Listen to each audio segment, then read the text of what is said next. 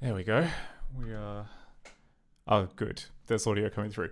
Sorry if you heard like a giant pop before. That was me accidentally just kind of giving my computer a shove, and the USB, the Scarlet box that I use for sound, I pulled the plug out. So, luckily, I think because I ran it through pipe wire, then it would have just been fine. I think. I mean, all the levels show up. Yeah, the levels seem to be fine. Actually, let me just quickly let me just hold on.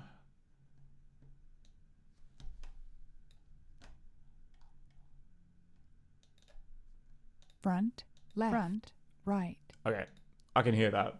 If no one else can hear that, then yeah, let me know. But I'm gonna just plow on ahead, assume because I'm getting the levels here, so I'm assuming that you're getting at least getting the microphone. Hi everyone. Sorry, I'm a little bit behind on admin. Let me just find my stuff. Not that stuff. The other stuff. Yeah, that's that stuff. Yes, that stuff. Okay.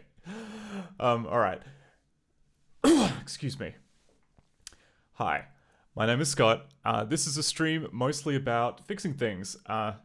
Usually it's about fixing ScummVM, which is I guess a multi-purpose game engine, which supports a bunch of old games from the 90s, earlier than that, some early 2000s, and more specifically, the Macromedia Director part of ScummVM, and Macromedia Director, multimedia player, very popular through all the early 90s, early 2000s, used in a ton of stuff. We're not doing a wheel stream this week. We've had a couple of... the last couple have been kind of bleak. So I figured that given that it is October, I'm going to take the suggestion of someone from the ScummVM Discord and have a look at the Dark Eye. Do I have... Let me just... See, a professional streamer would have kind of pulled up the box art just so I could show off what we got here. But as such, I am just going to fill with my voice by talking while I type in movie games.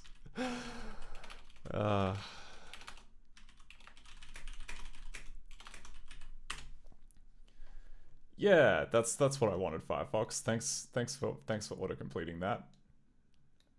Oh, DuckDuckGo figured it out. Second result, it figured out the Dark J, all one word, was in fact the Dark Eye. Here it is. So, quite sinister cover showing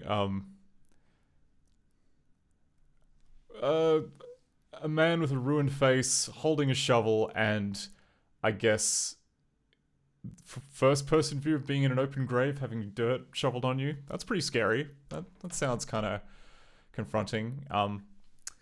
So yeah, this is another game by Inkscape, who did our favorite first person director game, Devo Presents Adventures of the Smart Patrol.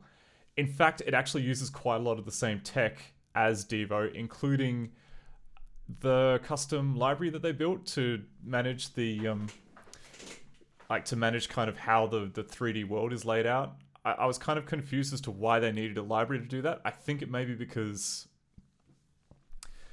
I don't know, like, the short version is Inkscape really push every possible boundary with Director. They abuse every feature. They essentially use, I don't know, it's like they hollowed out the inside of Director so that they could run another game engine inside it. So they use the split, the ability to blitz sprites, play sounds, draw videos, but everything about it is scripted. But then on top of that, they have like a custom library which is used for kind of all of the layouts of the 3D world, like which rooms and which screens are connected to what. And initially I was kind of confused as to why they needed that, but I think that it might be because they did some kind of in-house tool which also used that library so that they could kind of save, I don't know, maybe it made it kind of easier. That's my best guess as to why they need it. It's it's the equivalent of like a big bunch of nested dictionaries. So they could have done it in Director, but they chose to do it this way, which is I find fascinating. Anyway, so I believe that since the last time that we did that Devo stream, we had fixed quite a lot of the issues. Like, the Devo stream was very glitchy. Quite a lot of the sprites were kind of very, they would wobble about everywhere. That was due to just the fact that we hadn't really dealt with, I don't know, like basically like all of the commands in Lingo, which is the director scripting language which you use for kind of moving and positioning sprites, they were all slightly wrong. So the sprites are a lot better than they were, yeah, the custom library is mostly there. It's at least the bits that aren't are stubbed, so we'll be able to see if they aren't working. But yeah, so... Oh, and this game is kind of like slightly weird in that it is a game from 1995. So it's designed for Windows 3.1 and it has a requirement of 16-bit color. Like, this is something kind of very strange in that, I mean, I guess more powerful VGA cards were coming on the market, but like, if you were not even designing for lowest common denominator, if you're designing for like a standard multimedia PC of the era, you'd go for 256 colors. It's very, and it does kind of run with 256 colors fine, as far as I can tell. It's maybe a little kind of grainier, but, or you know, a little kind of more low res, but yeah, it's a kind of a weird. I don't know. I personally had never seen any Windows 3.1 games that would shout at you saying you need 16-bit color, but this is one of them. Anyway, we'll just read the description here. The Dark Eye is an interactive adventure through the works of Edgar Allan Poe, featuring the voice of William S. Burroughs and the music of Thomas Dolby. Oh yeah, we've got a Thomas Dolby soundtrack with this. While experiencing an original Poe-esque adventure, the player is transported into several of Poe's most famous works, including the Cask of Amontillado. Oh my god, sorry. Apologies, should have practiced that before on the stream. And The Telltale Heart. All the stories are surrealistically rendered with claymation figures and haunting music. Yes, I love claymation. Burroughs' reading of The Mask of the Red Death is not to be missed. Outside of Poe's literature, the game tells the tale of a nameless protagonist who is visiting his uncle Edwin, played by William S. Burroughs, and his brother Henry, and the young Elise. As time goes on, Henry and Elise engage in a sordid relationship that Edwin does not approve of, and the story takes many dark turns that ultimately leads to the character's insanity. Now, I mean, in the time that we've got for the stream tonight, I don't think we're going to kind of get that far in the game. I mean, I'm just going off how, like, I'm going to be honest here, like, Smart Patrol was just impenetrable. Like, it was very clearly designed so that you had no idea what was going on, and you just had to play the game many times until you kind of figured out where you needed to be at the right time. While I don't think that they'll be quite... Well, I'm hoping that they don't kind of do that weird timeline mechanic here, but the other kind of few critical pieces I've read about this game have suggested that it is also similarly not very informative about what you're meant to be doing at any one moment. So, and also it's going to be glitchy. Like, this is, it's a Directive 4V game, but it's also an Inkscape game, which means it's going to abuse every Directive feature under the sun, which means a non-zero number of them are gonna flake out and it's gonna crash. But that's what we're doing tonight. We are going to just kind of hit it with everything we have and see what we can, I guess, see what we can fix or see what we can kind of shim to start with, and yeah, see how far we can get. So I'll just move this back here. I'll open another shell.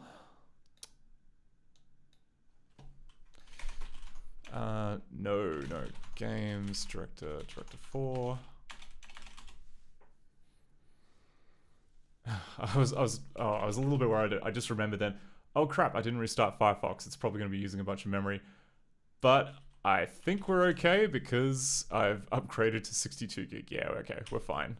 Doesn't matter that Firefox is using all the memory on Earth. We can waste some more. Let us go to the dark eye.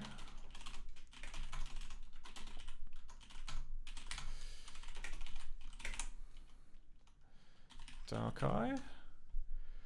All right, let's give it a stab.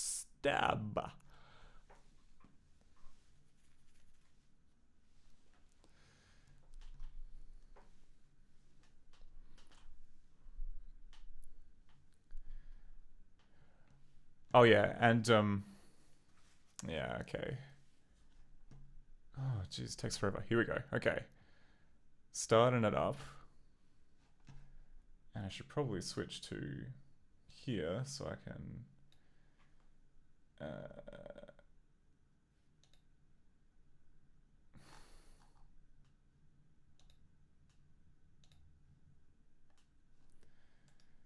Oh jeez. Sorry. Do you ever get that feeling when you start streaming and you realize, oh, I have a bunch of incriminating documents open on my desktop? That's gonna fare well. No, that's going to DOSBox. What I want is ScummVM. Yes. All right. Start.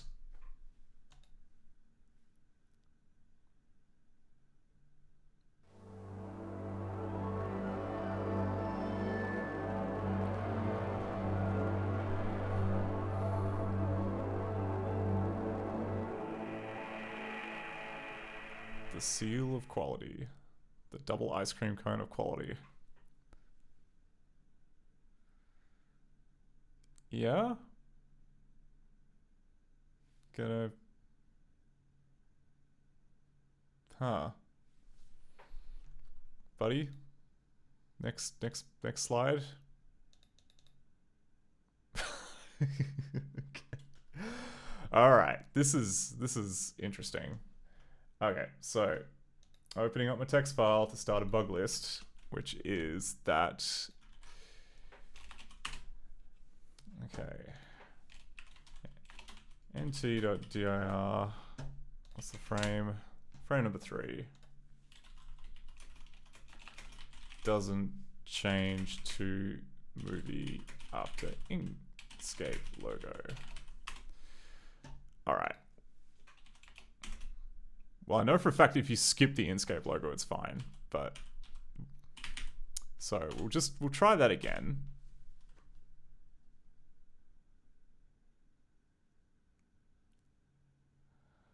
Oh, but it's all scripted, so okay. It's not gonna give it to me, so I'll just start it again. Sometimes you can just tell it to play the same movie again, and it will do the right thing, but apparently not, because yeah, Inkscape. All right. So I think it should be fine as long as I hit escape about now.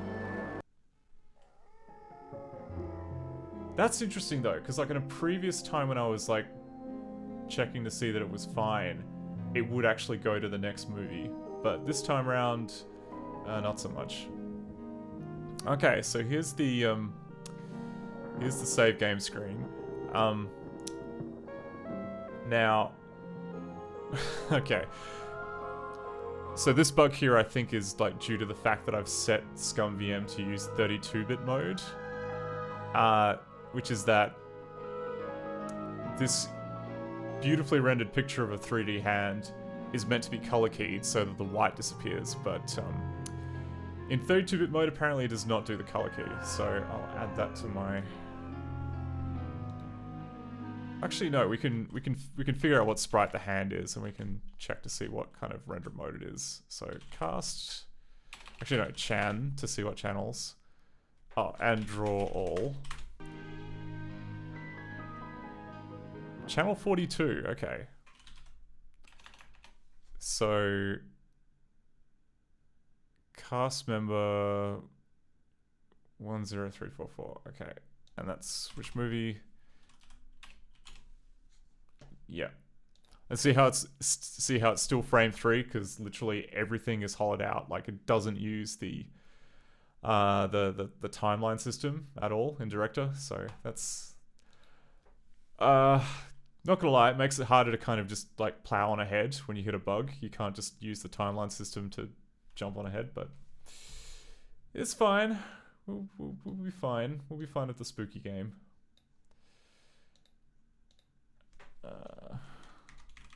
So it doesn't change the movie after massive Inkscape logo. Hand bitmap has broken color key.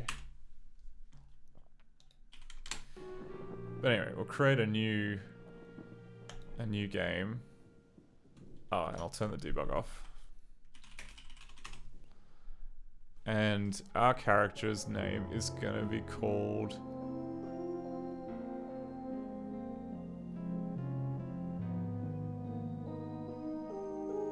Steve Dead. Okay. Steve Dead. Okay, and this is the... I guess this is the... I think I remember reading somewhere that this is like the map of all of the areas. Like, when you kind of fill out parts of the game, you get more areas, and it's, you know, based on the phrenology skull.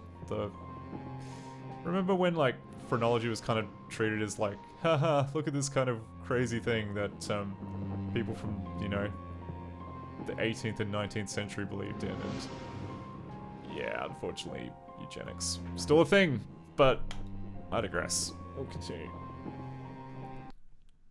Oh, yeah, that's right. I forgot about this. For the wild narrative which I'm about to tell, I neither expect nor ask for belief. It would be mad to expect such a thing, in a case where my own senses reject their evidence. Yet I'm not mad, and I surely do not dream. Sure you're not, buddy. Okay, so we have here our first major malfunction with the game, which is that despite wanting 16-bit color, it uses paletted graphics behind the scenes, and it is not setting the right palette. So I just want to double check something. So what movie is this? It's ml.dir, and it is frame 11. And if we go through all of the channels here, I just want to see, yeah, okay, there's no palette set. Which I think basically means that, yeah, so two things could be going on here. One is that, like, a palette is, there is a palette that's supposed to be set but is not. And the other is that whatever kind of fallback system that we have going is, and when I say fallback system, I mean like when you have paletted graphics, you can basically on a per image basis say, hey, I want to use that palette, and then Director just goes, oh crap, okay, I'll try and shoehorn this into whatever horrible collection of colors that I have. And maybe that fallback mode is not working right. I'm tempted to think it's the latter, because I'll switch to non close-up mode, because we've got such a kind of ugly scene. Desktop. Yeah, because we can see in here, like, all of these graphics, they have I thought I saw it somewhere. Just zoom it out a little bit. Script member, ink data. Oh, we don't list it here. We list it in the cast member. Okay. But anyway, we'll so just to demonstrate. So I'll turn on debug mode so we can see all the different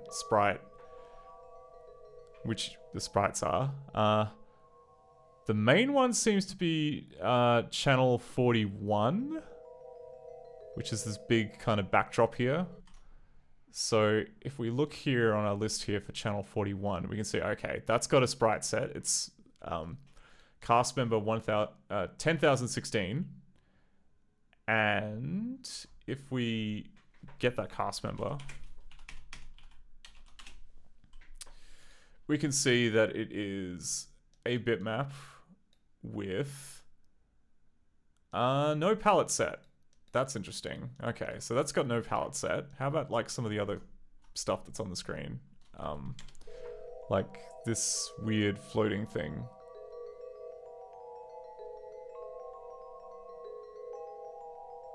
$2268.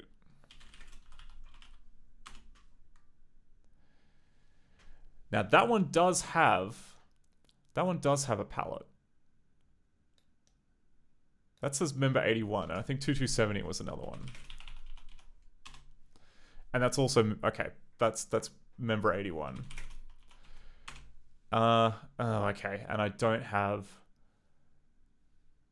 Yeah, all right. I thought that I had like a debug feature dialed in that it would like show.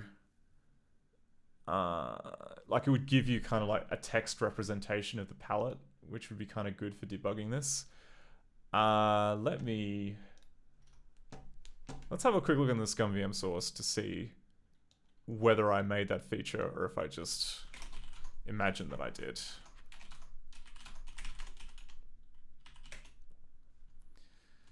And what was the...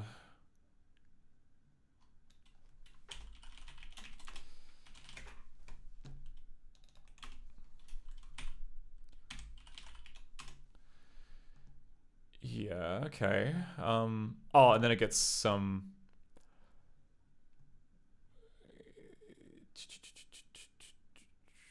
Is there like format? Oh yeah, cast member format info. Okay.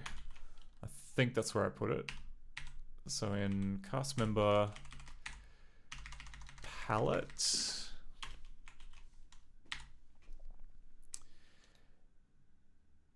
Oh, right, but it's only there if it's only there if we've loaded it in. So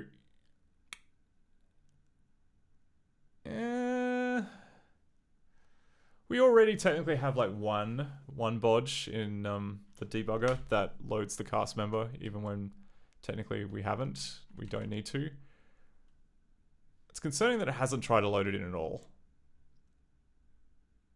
I would have thought, because like to clarify, all of the cast members are kind of loaded as they are needed, and for the case of the palette, that includes like loading the palette into the, you know, you have like a reference until you actually try and load it into memory. But the fact that it's not there suggests that the game just hasn't even bothered reading the palette yet, despite the fact that we're drawing pictures with it. So I don't know how to think about that. That's not ideal. Debugger. That's what I was after. I was after the debugger.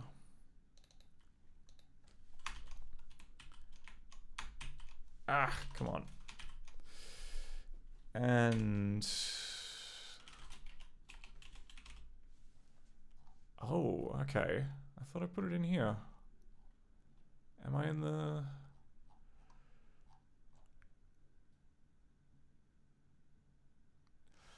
Oh, maybe that was in format cast summary. Okay. That's probably where I put the bodge in.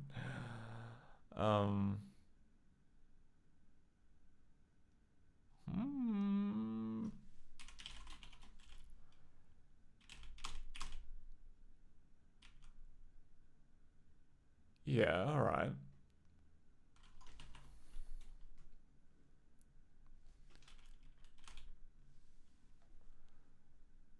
So the palette cast members should be loaded like right now. Like there's already a bodge in there to make them load. I'm just gonna double check where I put that other bodge. I think it was in add more. Oh, this, yeah. So this is a bodge that I added to the debugger to, yeah, okay, I put it in format info. But it looks like for palettes, they should already have another bodge, which loads, because palettes are kind of like a special case where they kind of need to be there all the time. And yeah, it doesn't look like it. What is going on? What is going on? And I'm going to mute that.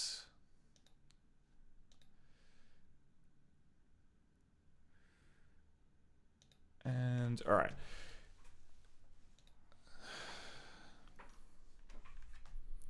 Interesting. Okay, so it's a palette. It's got a name. Was there an issue with loading? Could it just not find it when it was loading?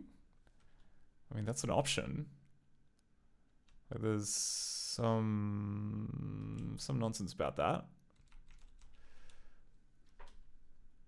But, and this is the, yeah, this is cast info. So D4 should be. All right, maybe we should try and kind of break on this statement here, because I just want to check to see that that's being called, because if that's, yeah, if we're not seeing the palette in the debugger, then this isn't working, and that's kind of concerning. So we'll just go B. We'll put it in here.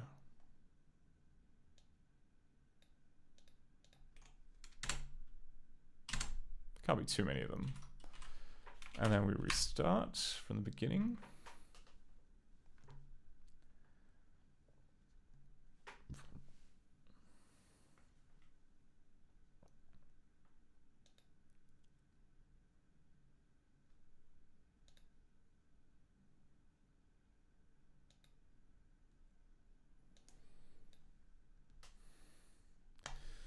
Start anyway. Okay, no, okay. So it at least tries to load one of the palettes. That's nice. Yeah,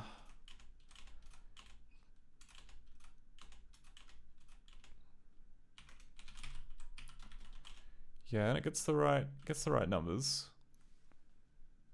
Okay, so it loads one palette when we're starting up back from here. Then we go into the screen. Then we switch to here, which switches the movie. Okay, and it does attempt to load a palette cast member. Is it 81? Oh no, it's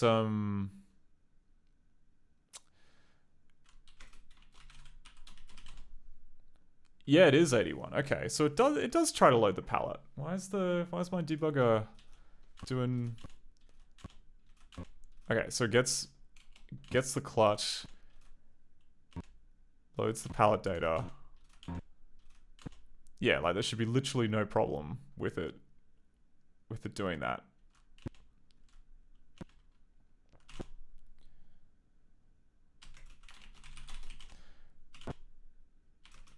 I'm just gonna get the other palette indexes, just in case. So it does have multiple palettes. Quite a few, in fact.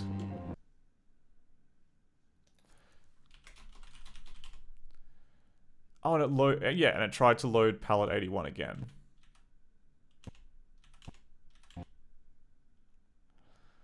So there should be like nothing, like format info should just work.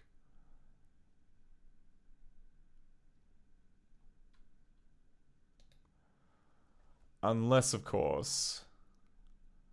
Right, okay. Maybe palette is, maybe this thing here only, I mean, it might only be for like older style palettes.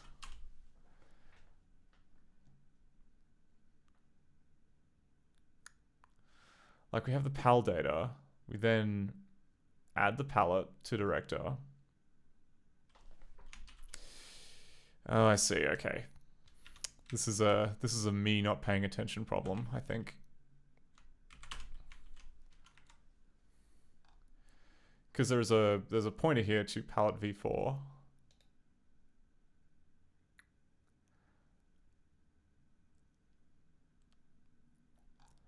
And it's not, yeah, we don't clean it out. So I think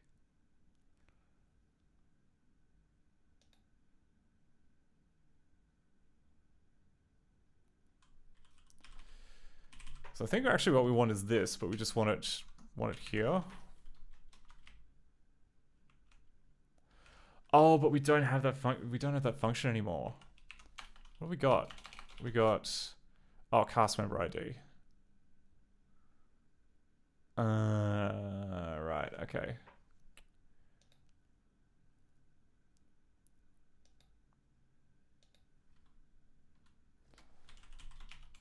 But that's okay. We can just do that. And that will be the same thing, I think.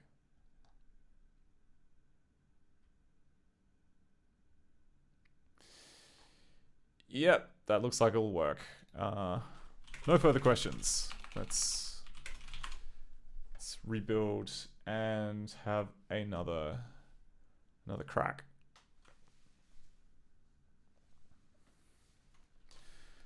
Okay, so quitting that, starting this again.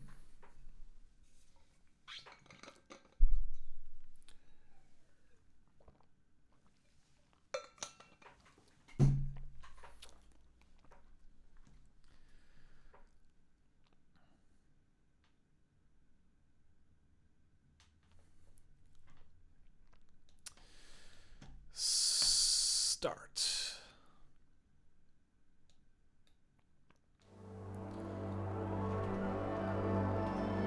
So that won't fix. So this won't fix the game, but it will let us see the palette in the debugger, which is kind of helpful.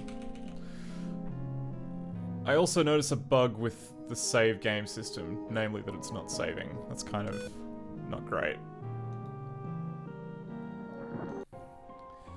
Anyway, okay, so we switch there. We go into here. That's a bit cooked. And cast 81, I think was the palette. Yeah. Okay. So now we have our palette information, which we should be able to view if I can remember how to do it.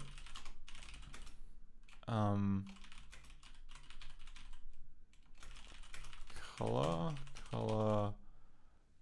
from palette bytes.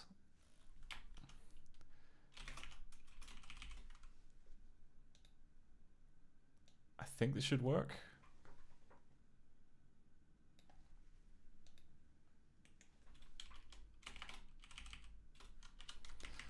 Go bytes from hex, that. Oh, yeah.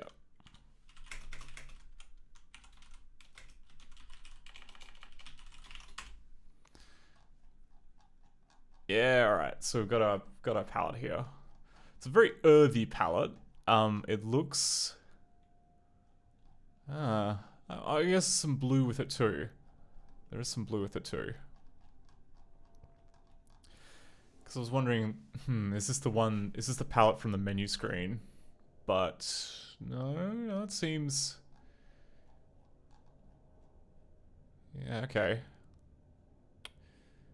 Anyway, going back to here.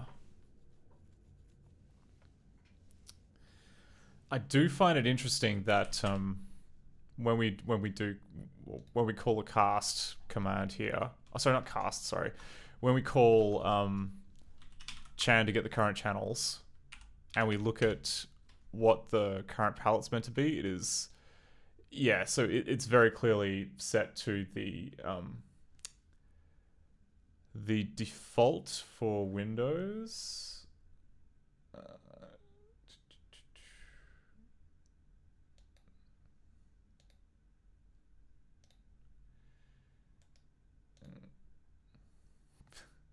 Pardon me. One second. Oh, God.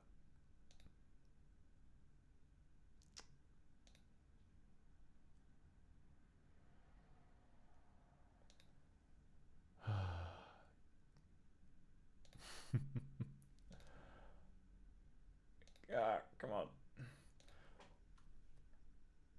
Oh, that's where they went. Okay. There we go. Okay. I'll leave that as a mystery as to what I was doing for the VOD people. getting back to it, we have the, so this is, as established, this is all kind of generated by script. Palette is currently set to nothing. It's set to the default, which is basically I think the Mac default palette, which is why the colors look screwed up. It's because the colors, like all the graphics here are, well, most of the graphics here at least are paletted. And actually, you know what? I think all of them are. Like if we pick like this 640 by 481 here, like that's cast member 2241. We should be able to at least see, like, yeah, it is a, so yeah, bits per pixel 8. So it's an 8-bit image, and it has palette member 81. So I'm not sure if the kind of, and yeah, like I'm not sure if maybe the fallback, like if what's meant to be happening is that it should be using the fallback to render this with the crap Mac palette, but given that we're in like 32-bit mode, it should just be using this as a guide anyway. It should not even be like thinking about what the right palette is. It should just use whatever palette that the cast member has. So let us have a look at the bitmap cast member code, which is already, I'm not gonna lie, really freaking complicated when it comes to palette management.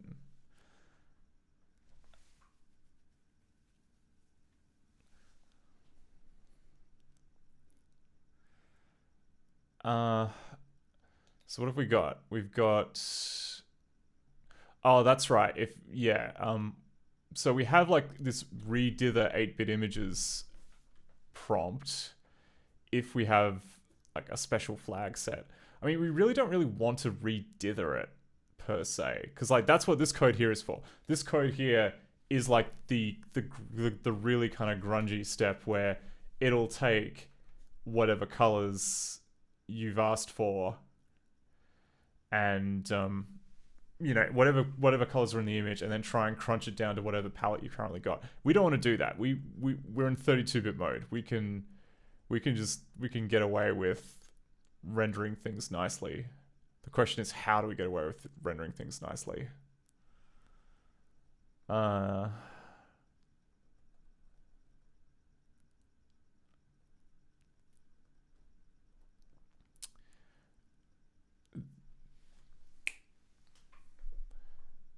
suppose what we could do is, I mean, we could...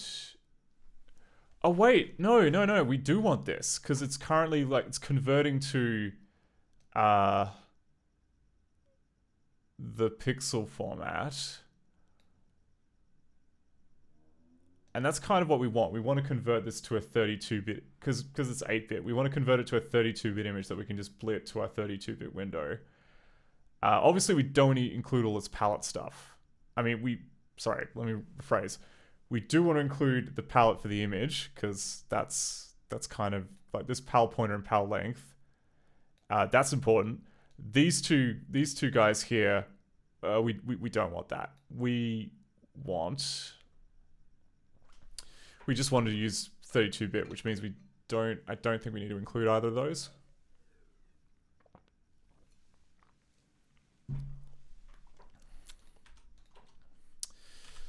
Let us have a look at this convert to method.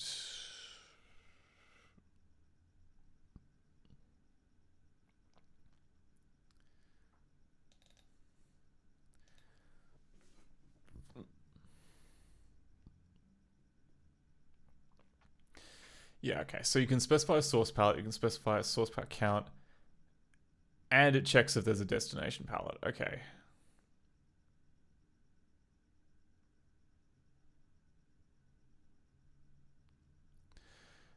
Okay, and we can convert from that to that.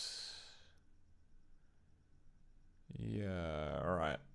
I think we just set them both to null. I think we just set the destination ones both to null, and it should figure it out. So question is, how do we...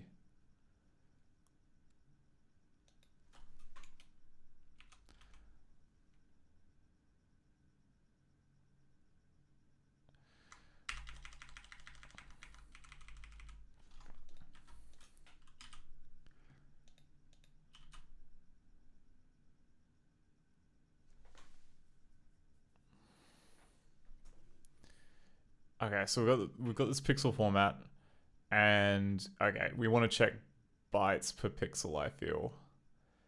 Basically, if it's 1, then we know it's paletted, and if it's not, then we don't want to do that. So we'll go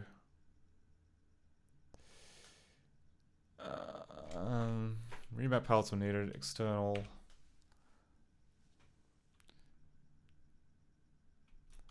And G director WM pixel format bytes per pixel equals 1. Because if we're, yeah, so basically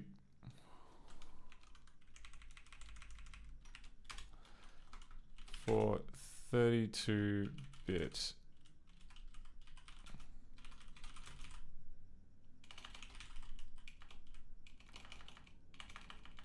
we need to upgrade.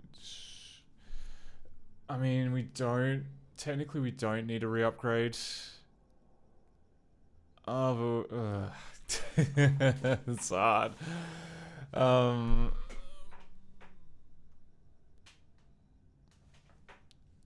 Wait, do we only get here if there's a weird palette thing? Yeah, we only get here if there's a weird palette thing, I think.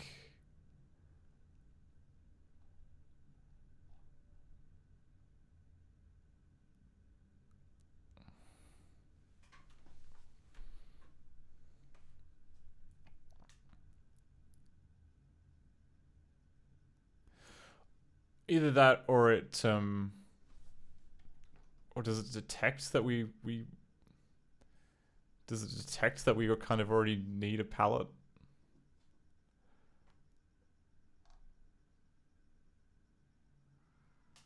Right, okay.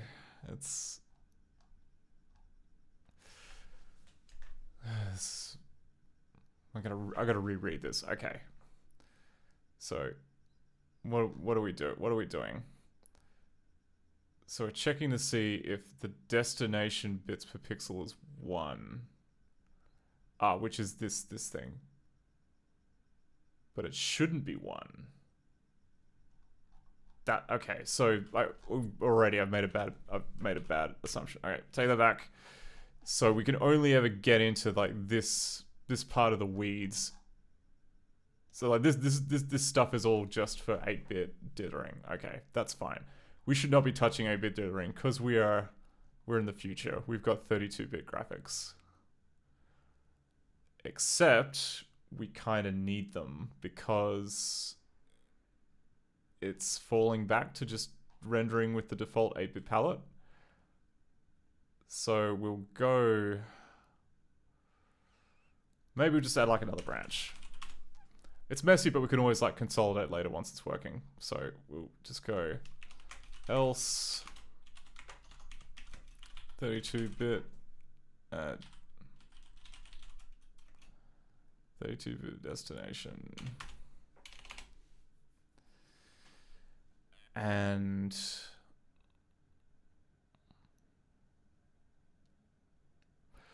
then we get like all the nonsense about like 1-bit versus everything else.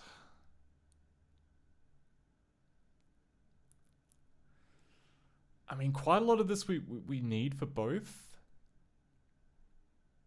I don't know how I feel about this. We'd have to kind of do more tests, I think. On the rendering side of things. I do have like a whole bunch of so I do have a test suite of just like bitmaps and stuff for all the blending modes. Probably not gonna wheel it out now. I'm probably just gonna kind of put in a nasty hack here to see if we're on the right track, and then refactor it later. But that's, yeah. We're probably gonna have to run it in 32-bit mode to see like which things break. It's gonna be a lot of them. Like some of the docs basically say, if you run this in high color mode, like a whole bunch of stuff is just gonna break in unexpected ways because it's, you know, based on like bitwise palette operations and that, so it doesn't kind of scan anymore. Oh, okay, right. So this is the branch here for if you've got a 32-bit image and you want to display it in 8-bit, which is basically you have to dither it down using the dither algorithm. And we kind of want the opposite. So we have and we go if source BPP equals 1,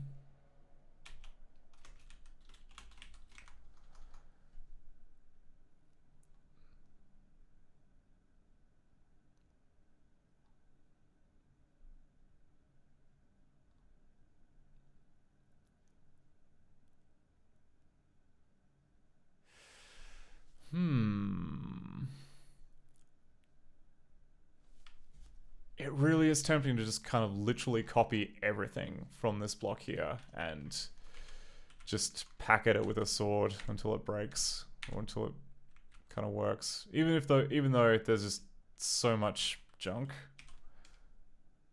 it will give us something to work from. Because we still need to do kind of bitmap type operations here. Like that hasn't changed.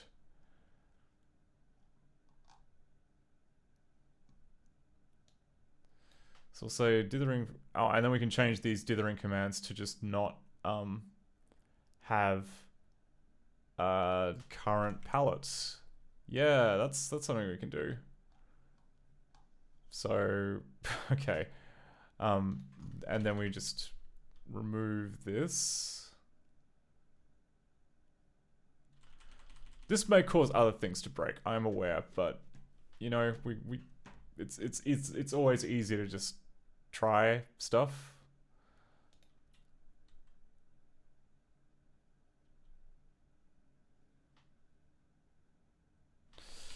Actually, maybe we need that. Maybe we need whatever's in the current palette slot so we know what color map to use. You know what? We probably need that to find out what color map to use. That's fine. Okay, so we got all that. We just need to change the dither command here to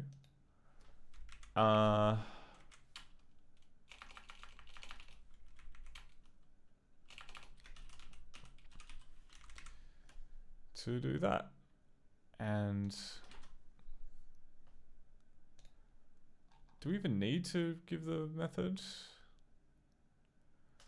That's a good question. Come on. Come on, guy. You gotta be here. Is it surface.cpp? There's a bitmap CPP. Oh, okay, so by default it goes dither Floyd, but we don't want that. We want straight. So yeah, that's fine. We'll just keep it dither naive. Dither naive. We'll change that to be 0.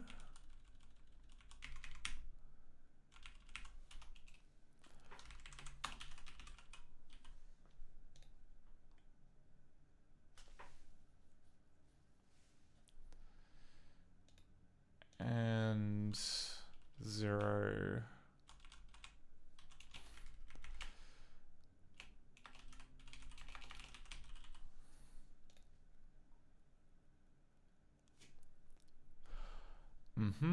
Yeah, okay.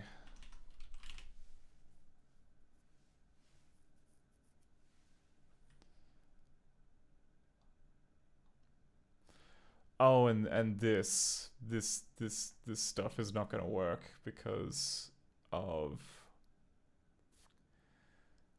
the format, the image format. I'm just going to check what we did already.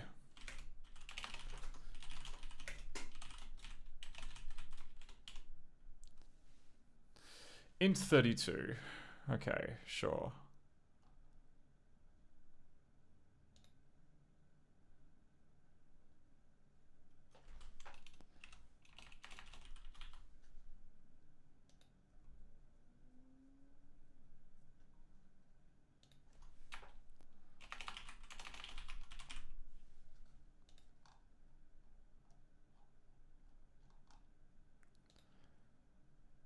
And then we don't need that.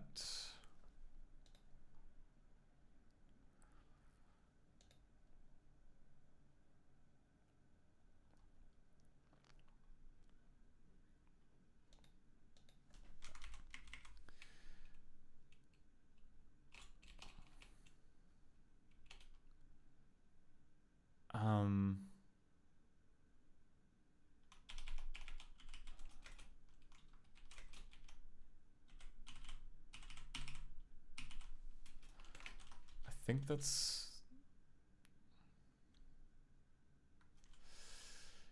It really should be UN32, I think. Okay, that's enough of... Okay. That's plenty of copy paste for now. Let's see what that changes. Maybe it'll make things worse. Who can say?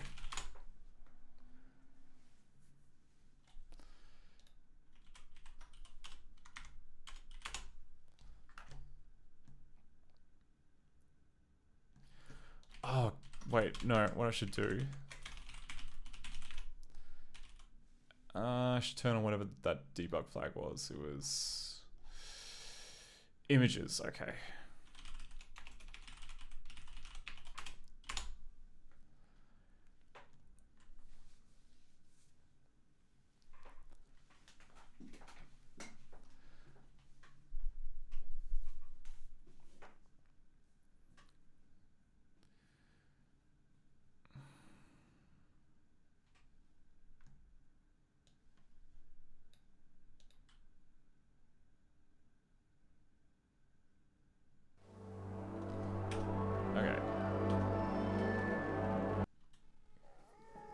Okay, so this screen is still the same. Start a new title. And click the eye.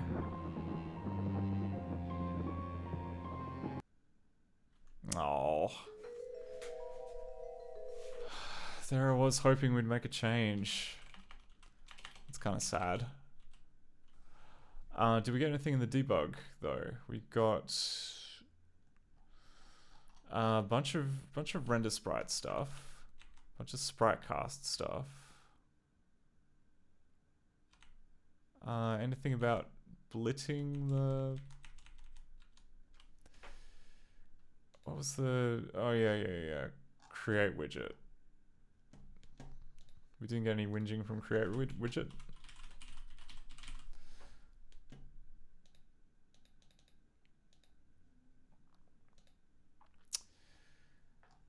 Huh. So we've got destination BPP1, and then down here we have the fallback of, if it's, yeah, all that is 1. Let's throw a breakpoint in here and see what's going on. Or rather, let's go back, restart this, and then just before we're about to get on the screen to the screwed up colors, then we put in a breakpoint and see what's going on.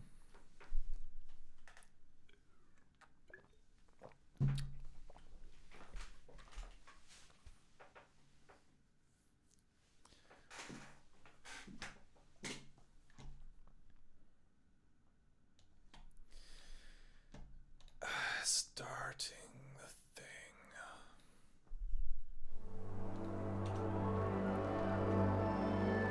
Yep. New.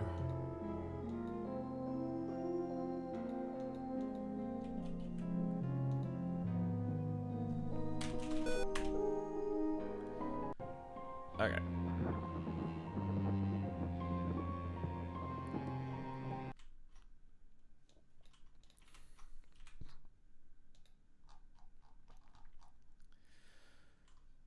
215.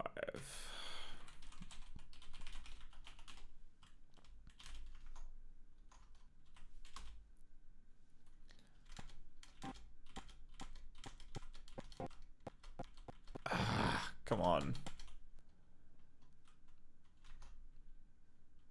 Really? It's redoing the... Okay. I have to be a little more crafty than that. So if I click the eye, and then here,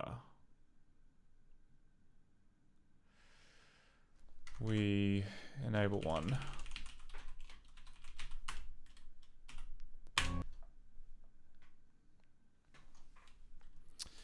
Okay, so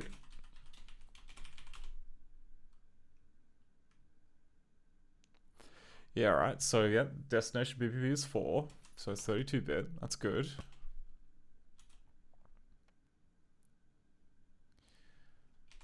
Ah. Oh, source BPP is also 4.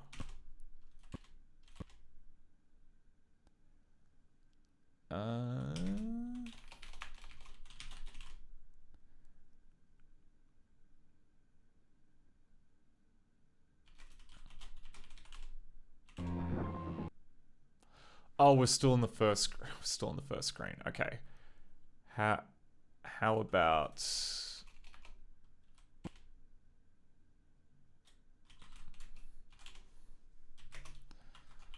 If BPP equals 1.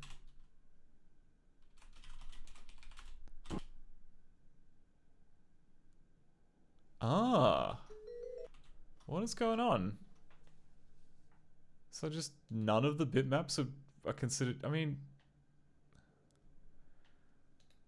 Where is it getting this number? Okay, it's getting it from picture surface format bytes per okay. Okay. What is going on? Why is this different from the cast readout? Why is this different from the cast readout?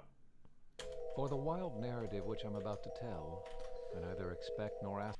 Okay. So what was the first one? The first one was cast member 2241, which here is 8 bits per pixel, and it has a palette cast member, and yet for some reason we don't. This picture surface format bytes per pixel isn't that.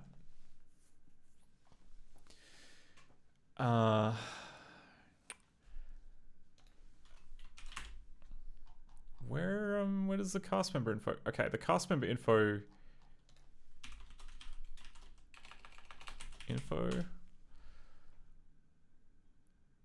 Right. Okay, so it gets bits per pixel from this bits per pixel field.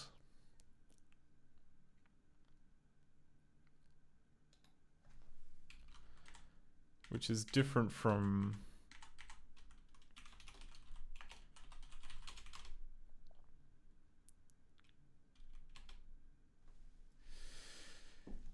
Yeah. All right. How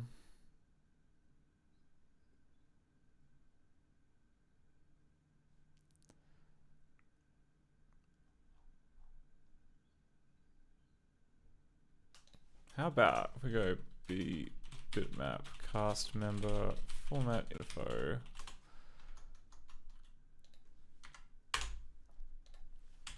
Okay, now tell me about this picture.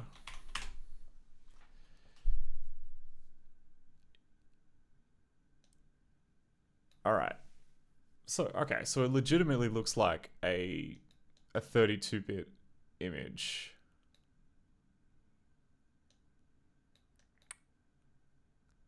With a palette like this. But is that just because when we were loading it, it converted it in advance to a 32-bit? Hey, Mad Moose, we're just looking into cursed color issues with 32-bit. Because, yeah, like, it looks like all the images in this game have a palette assigned, and they should be 8-bit, according to the cast member, but I think we're pre-converting with the 32-bit, which is causing many issues. So we got to figure out where this picture thing gets created. Where are we? Yeah, it gets made here. And what's this picture class? All right, it's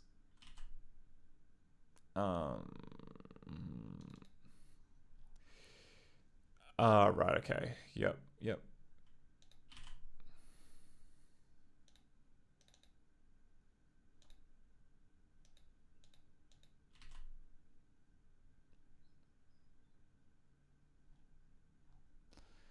Where's the constructor? Is there a constructor? Yeah, there's got to be a constructor. Like there's some.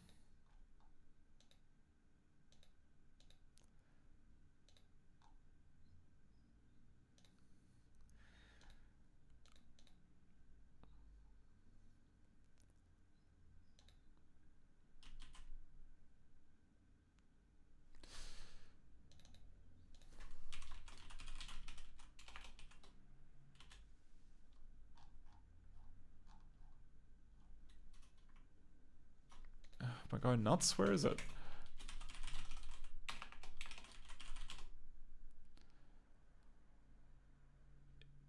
It's, yeah, okay, it's an engines director picture. I don't know why autocomplete couldn't find it. It was too well hidden. Right, okay, so we have a graphics surface. It then does a copy from, and then it does a copy palette.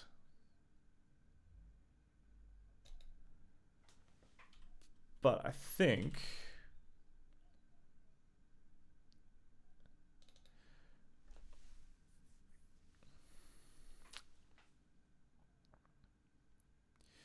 yeah, all right. So it creates a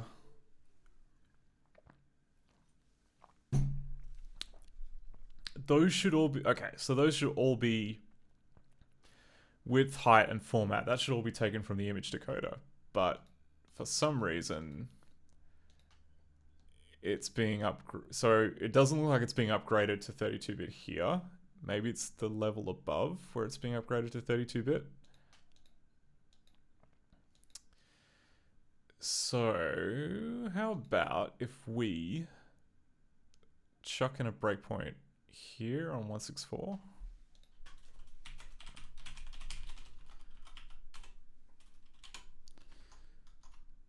And then we continue on. It would be mad to expect such a thing. Wait for the guy to finish his spiel, and if we go to another room, then we'll get some more pictures. Yet I'm not mad, and I surely do not dream.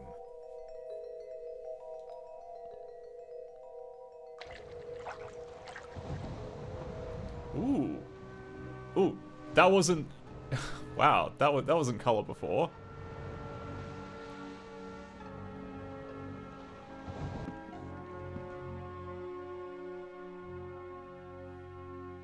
Okay. Maybe we fix some stuff. That's unusual. Okay.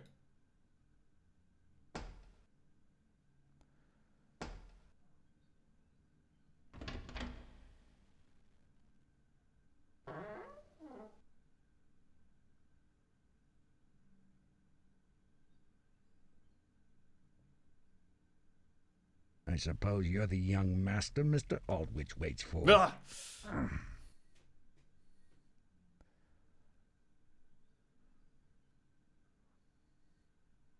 It's very laggy.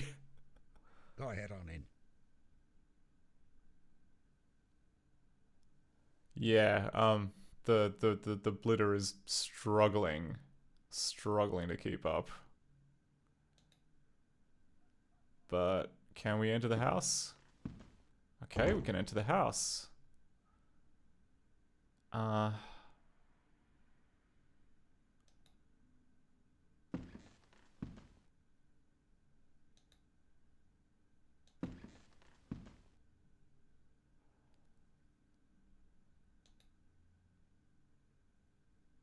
You have to wait for the little hand animations to finish before you can actually do anything, which is a great touch.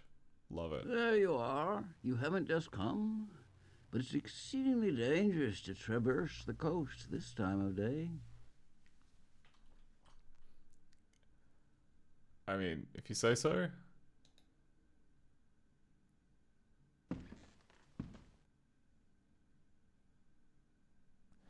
I'll switch to game mode. Was the mouse meant to be upside down? I don't know what you mean, Man Moose. I'm so glad you came. I find that the pleasant company of my relations calms my nerves. Wow, it's Statler from the Muppets?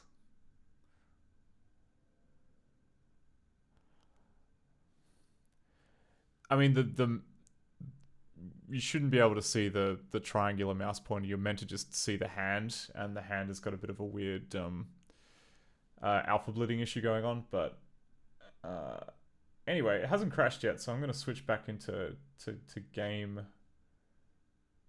mode.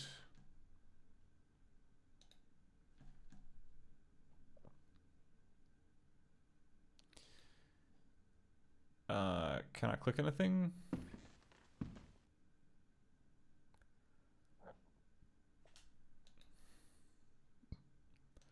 What you doing? Painting very, very slowly. So the renderer in Director is not fast. Like basically every pixel. I mean, like we have dirty rectangle updating, but every pixel is basically kind of artisanally hand painted. I think is the right way to describe it. It's kind of messy, kind of slow, and I'm guessing for 32-bit it's not quick because everything in 32-bit is basically just worst case kind of blit. But I don't know why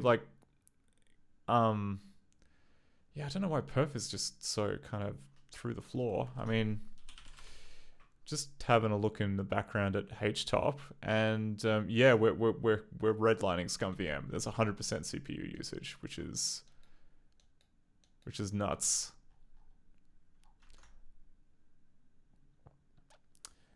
Anyway, I'll try and go back and talk to Statler.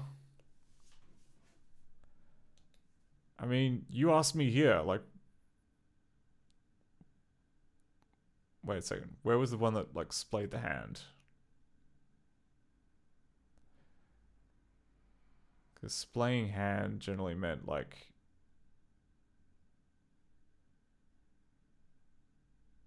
Oh, okay.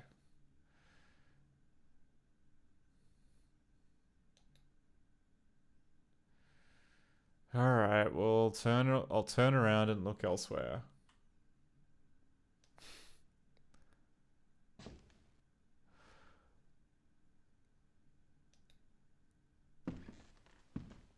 It's a pastime of mine. By keeping my mind occupied, I attempt to dispel some of the constitutional agitation which afflicts me. Okay. Just... you know what? I agree. Painting, really good for relieving stress. Especially if you've, yeah, what was it? Constitutional ailments. Great way to take your mind off things. Nice. See, don't know why people call this game kind of creepy or anything. It's just, it's wholesome so far. What have we got? We've got a desk.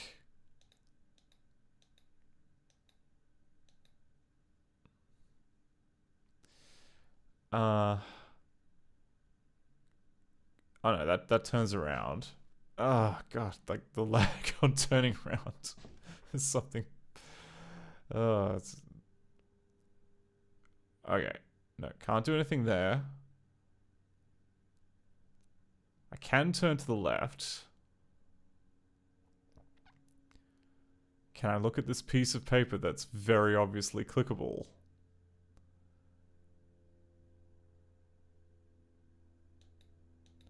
No. No, I can't.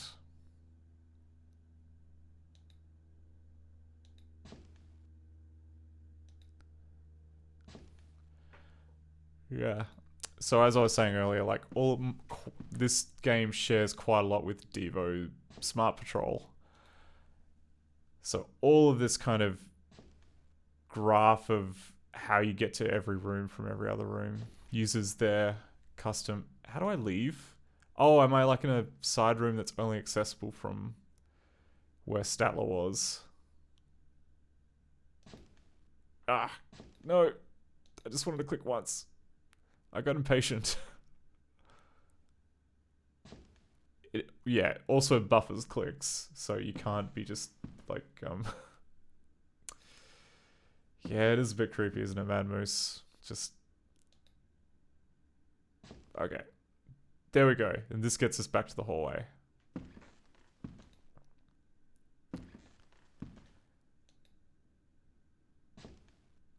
Alright. Can we go up the stairs?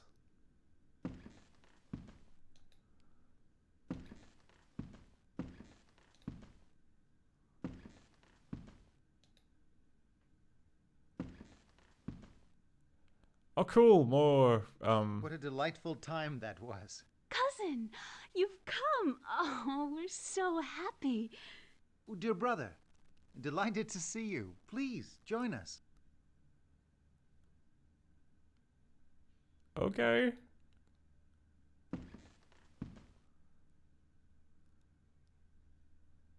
Henry has just been relating his adventures to me. He's been everywhere.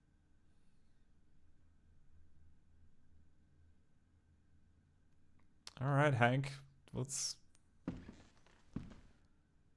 been happening? But my travels are over. I'm ready to settle down.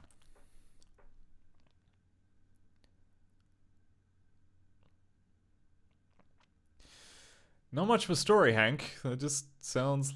Yeah. You just can't... anyway.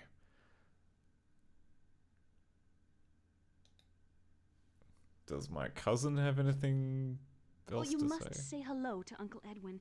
He's down working in his studio. We're worried about him.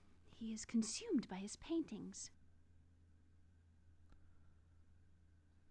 Oh no, how terrible.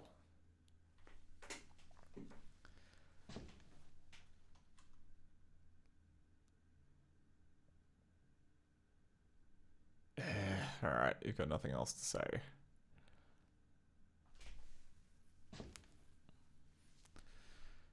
Can I smash the keyboard? Yes. Alright. You play so beautifully.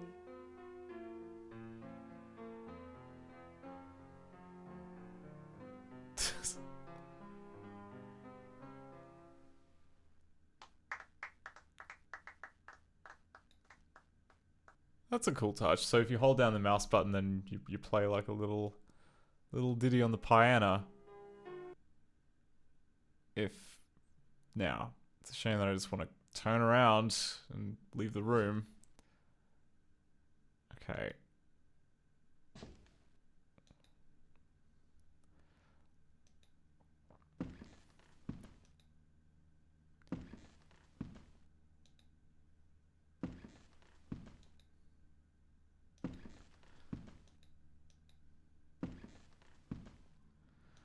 Okay, up a little bit.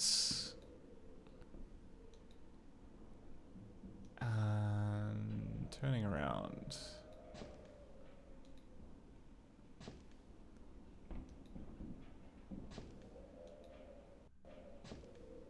I mean...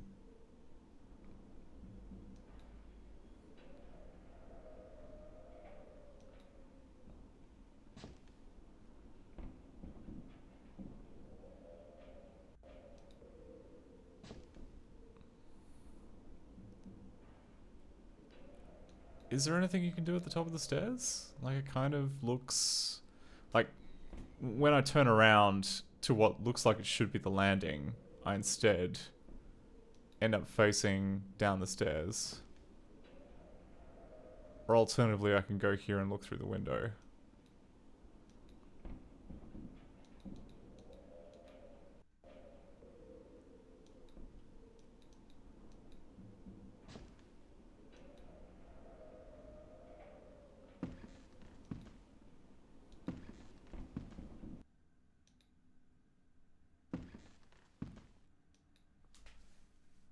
Is there anything if I turn around here? Oh, there are 2 rooms if I turn around here.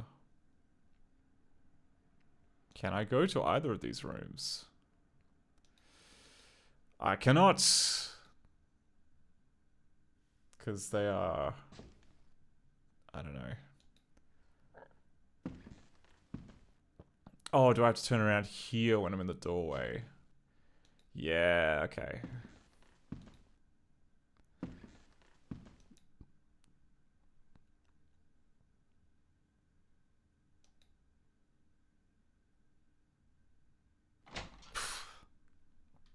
Such realism. I will say that the navigation is slightly less punishing than Smart Patrol was. Like, that had... I don't know, that had some very kind of weird angles to the rotation and everything. But here, it just seems... I mean, the angles make sense, it's just slow. But honestly, that's on us. That's not on... That is not on the good people at Inkscape who were just busy trying to make director cry tears of blood every waking moment. Okay. Cool bedside table. How do I leave? Can I leave? Uh-oh. Nothing on the screen looks hot-spottable. This could be an issue. Alright. Oh dear. I think we've soft locked. Oh wait, maybe we can get back via the creepy head map thing? Which if I go back one more time... Yeah. And then begin.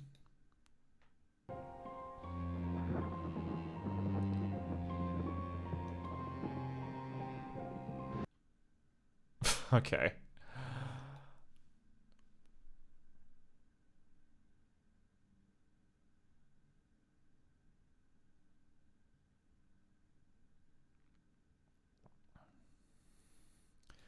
Well, the colors are much cooler now, but that we're still stuck here.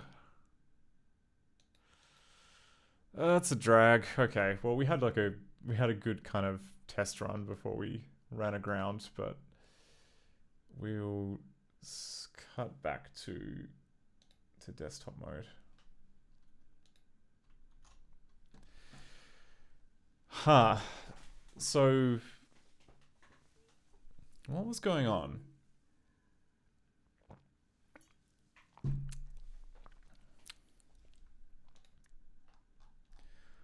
Oh, there's just... Oh, it's probably just all the debug messages which are making it extra slow. Let me turn some of those off and see if that changes anything.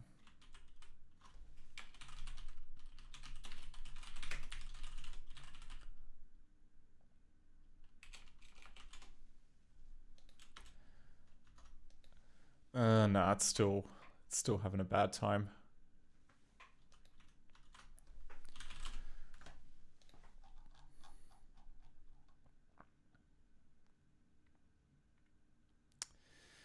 And cast member 3741. Yeah, it's a cast member with palette member 81, which something's messed up. MBN 19V01 pick no lantern. I don't think that's an external image.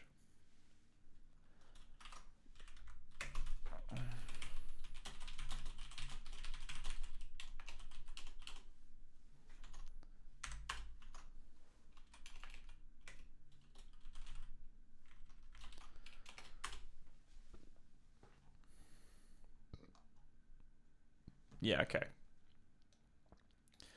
It's not an external image. It's an 8-bit image. It's got a palette assigned.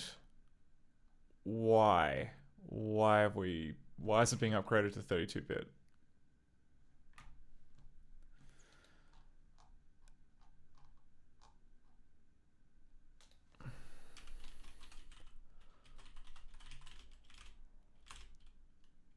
Oh, and the image, okay, so.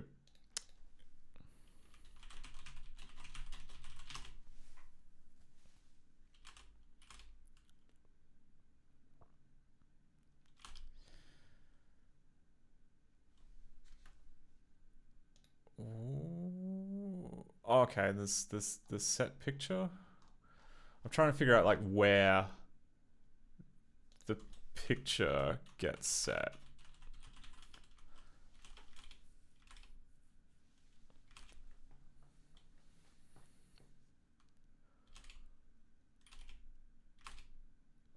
The set picture, which seems to be like a pretty big culprit of that.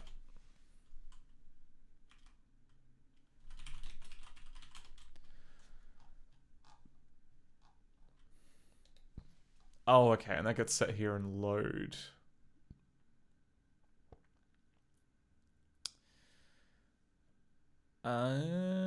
Right. Cool. Let's set a breakpoint for here for set picture. And then we might have to restart Dark Eye.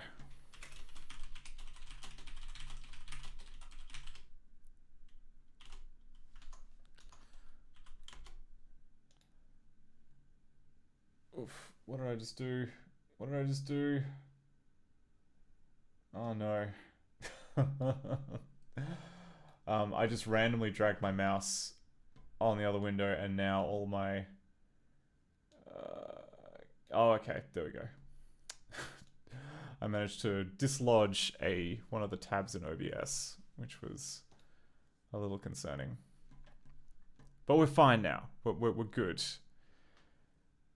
We're in a great place here with our pals and the Dark Eye. That's an interesting debug message, that it's using ppuppet palette and it's skipping something. Something to keep in mind for later, maybe. But for now, I'm gonna go back. I'm gonna make a new game. Ooh, alright.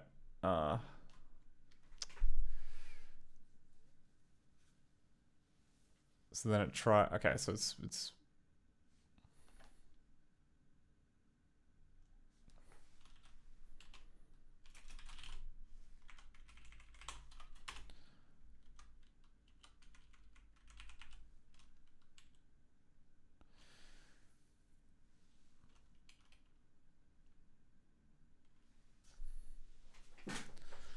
okay. So we have our image decoder. It's a bit decoder. It's been called from inside bitmap cast member load. Yeah. If we go up one, get to line 706, which is this stuff here.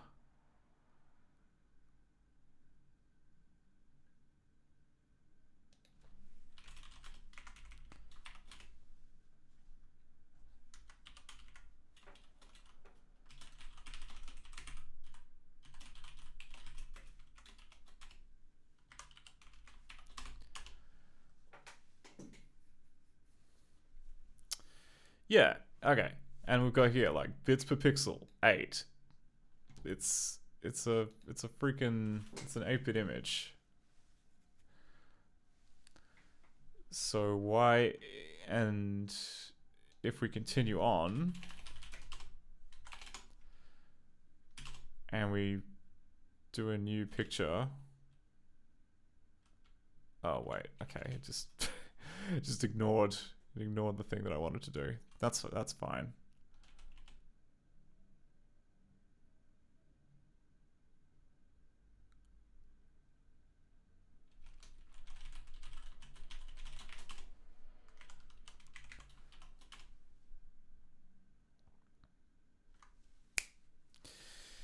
That's a problem. Okay, so image dot get surface is bytes per pixel 4. So I think it's pre-converting it to be 32-bit mode, which would be an issue with BITD decoder. Wherever that is, it's here. Okay.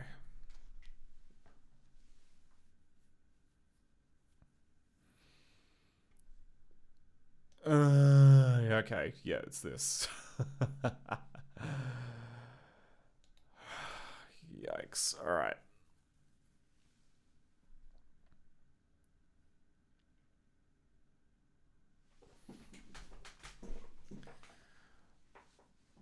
So it's pre-converting it to 32-bit, which is not ideal. It's not really something that we can do in advance, especially for all of that all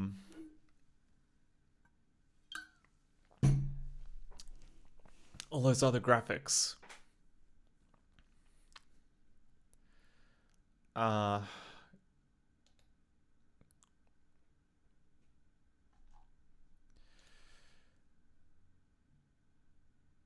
BITD decoder. It's got a palette. Do we give it the palette? Is that how we're doing it? Like, where do we call this from?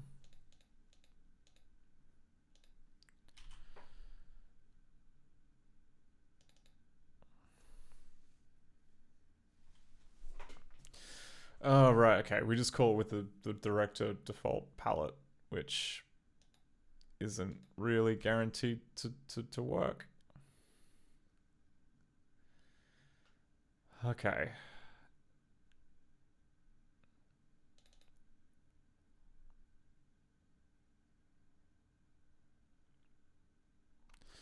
Oh, and that's just palettes and the patterns and stuff. Okay. This here is a problem. I think that we're gonna have to change this so that it matches whatever pixel format the graphics have. Because if we don't do that, then we can't do things like color key, which need 8-bit. And we can't do things like have images that are associated with a palette cast member that we that we line up later. I'm actually kind of mystified as to like why that hack that the hack that I did before, where I kind of like changed all of the blidding stuff to inject the other palette. That shouldn't have worked. That really shouldn't have worked. Because this, I don't know if it's a case of like two wrongs making a right, but I don't get how the previous hack worked. And chances are we'll have to probably roll it back and do it properly, but for now, I mean, yeah, like, I'll be honest, like, I don't know, maybe.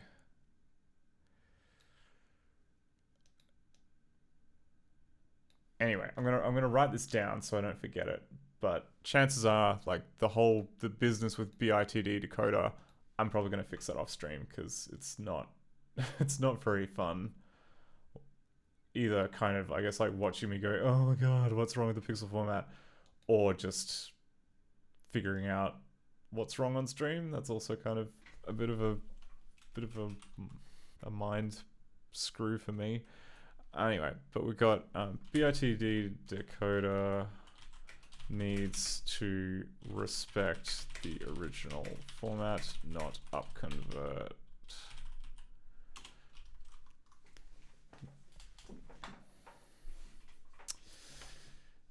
Anyway, I think, yeah, all right. Let's start again.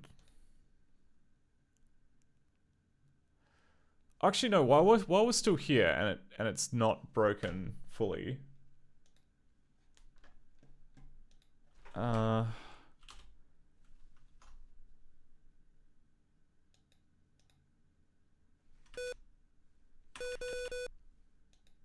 I want to pick the other one. Begin. Sigh.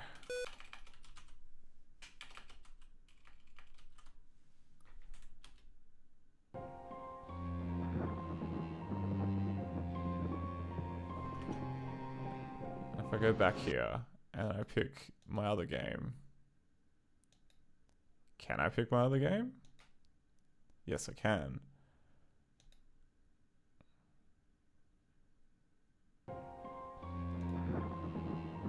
Let me pick the eye. Del 6. Okay, well, we're in a part of the house where we can actually move around. Huh, so it's just that first image which has the rendering issue.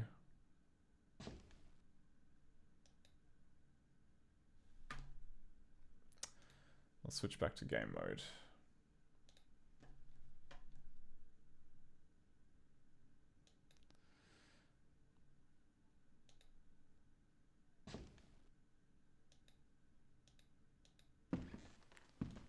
Can we leave?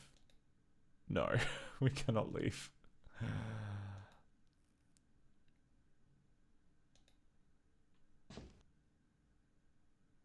Oops. Oh, we got a crash. We got a crash.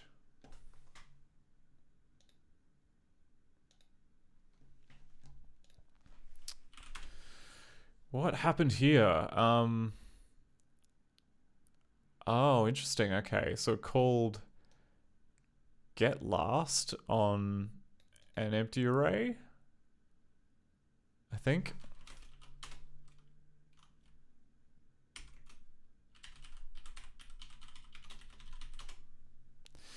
Yeah, all right. That's okay. Well, at the very least, we can put in a guardrail there so it's not a crash, and then we can like figure out which bit of code has messed up. We'll do that now. Lingo built-ins.cpp.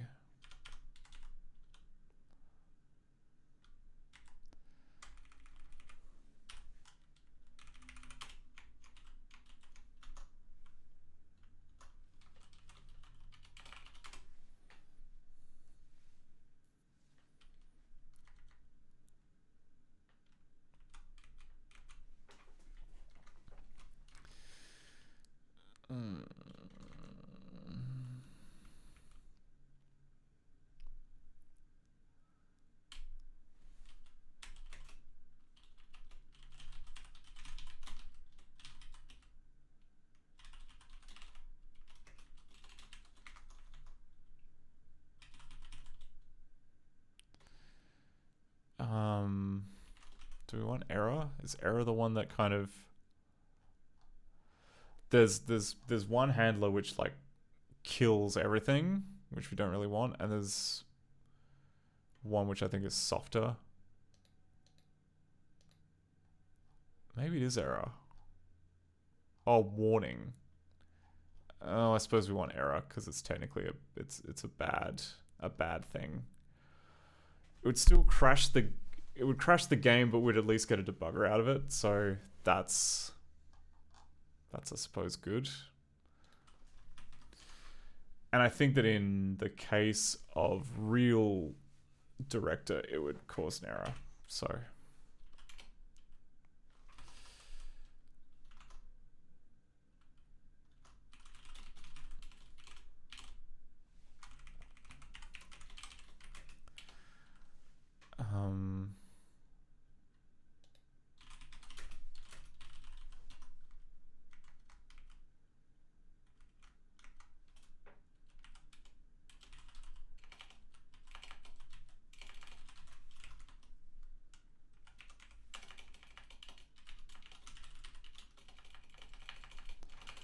I think error, yeah, error just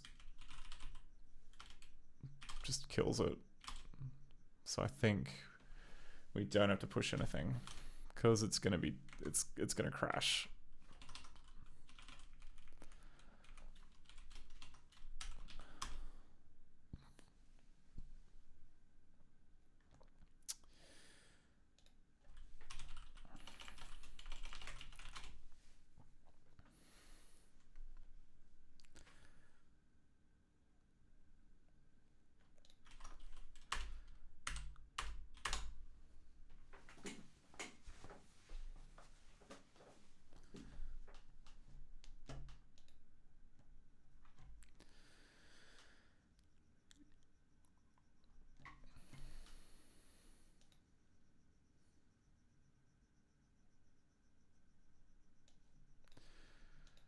Starting again, starting again.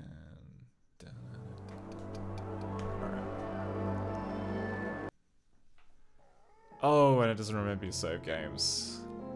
That's something we should fix soon. Becomes a lot more painful to test if you don't have a working save game system. I mean, what's going on there? So it should be writing text files to the disk. Dark Eye. Yeah, it's got interesting. Okay, so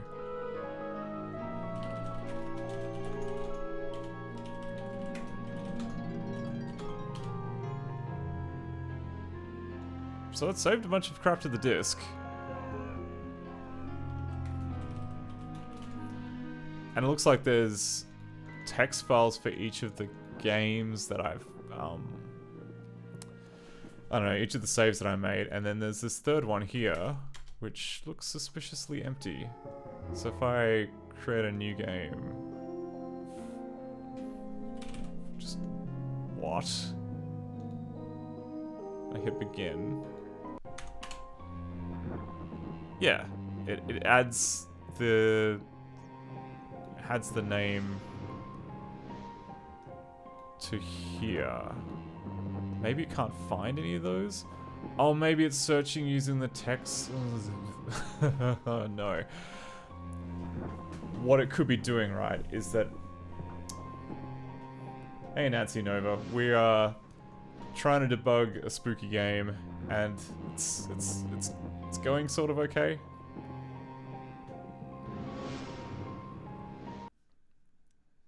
Except for the weird colors, but those will clear up in a sec. For the wild narrative which I'm about to tell, I neither expect nor ask for belief.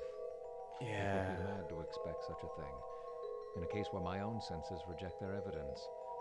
Yet I'm not mad, and I surely do not dream. Okay, so we can get to the next bit.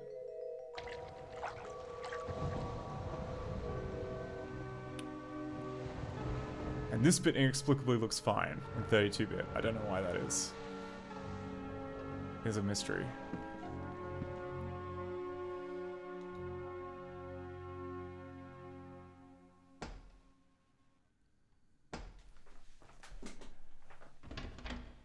Nancy Nova, I'm from Australia. It is currently peak streaming time for Australia.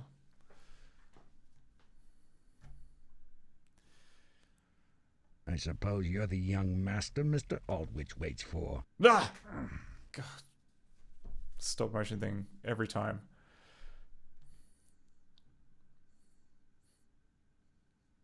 Go ahead on in.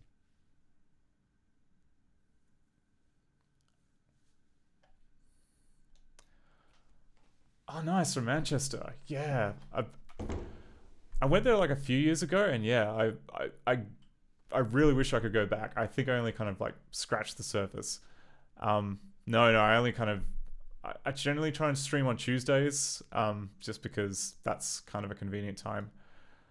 What are we doing? We are... Okay, so I can't turn to the left. If I turn to the left, then the game will crash. But I can step forward and then turn to the left, and then it'll be fine. Okay, we haven't been down this hallway here, and we haven't been into the basement, so I'm gonna... Let's exhaust the bottom floor. And I'll switch back to game mode.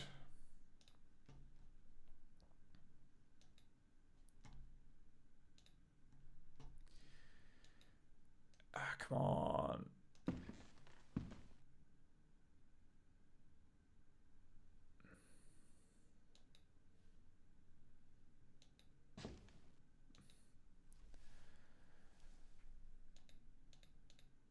This game delights in like showing you interesting things that you can't click on. At least, yeah. Or maybe I need to just click the door handle. Like sometimes it's just weirdly specific about needing to click the door handle with your hand in order to open it. If I turn to the left here.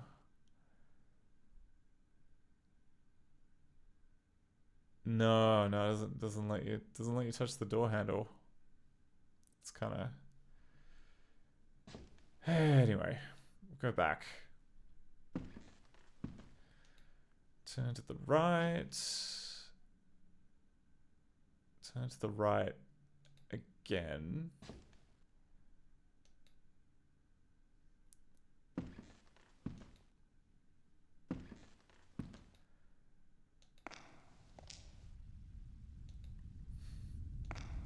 Interesting. Oh, geez, you again.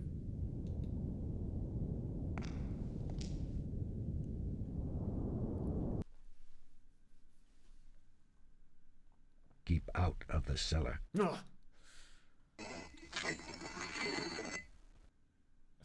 Just sharpening a knife.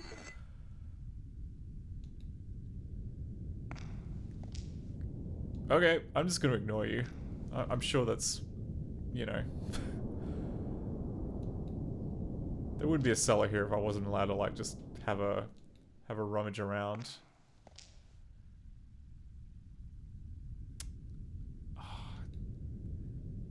Classy cellar too. It's got bunch of torches.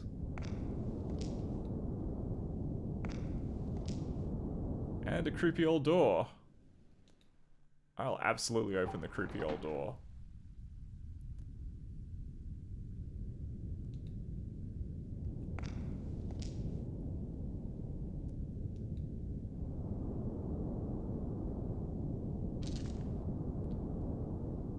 What do we got here? Got like an alcove or something.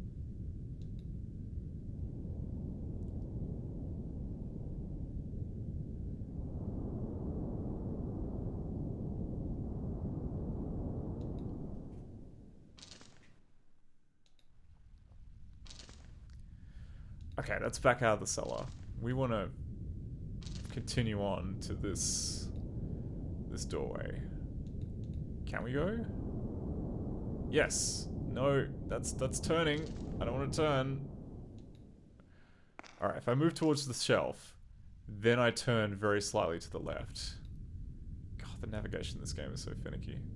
Oh, then I just move away from the shelf.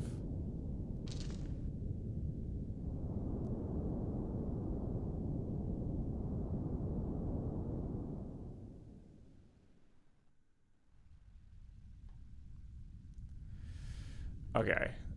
So at first appearance we can't really do anything down in the cellar. Maybe, yeah, the guy was just giving us the heads up. Don't bother going into the cellar. There's nothing to do here.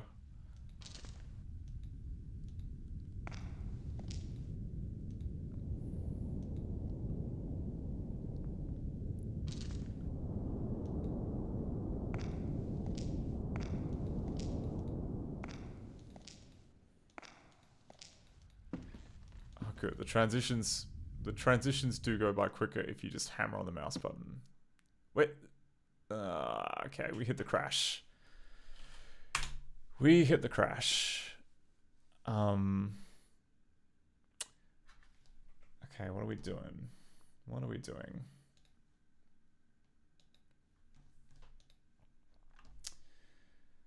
So at this point, we'll just go back into desktop mode.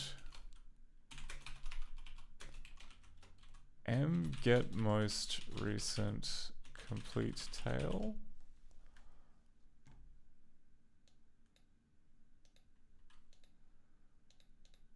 Try and see. Okay, so what does this code do? It's crashed at.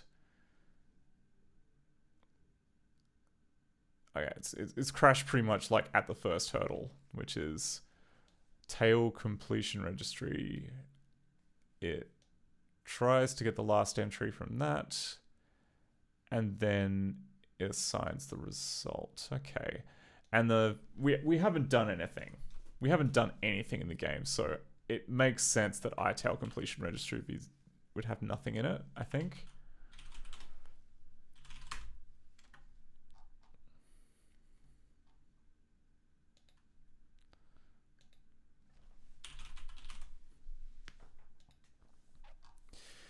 Yeah, it's a big fat donut. We've got nothing in here.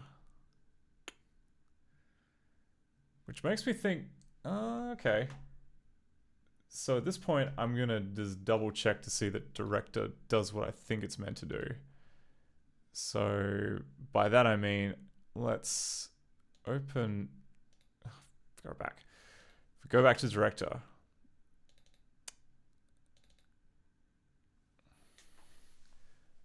and check to see if you can call that method.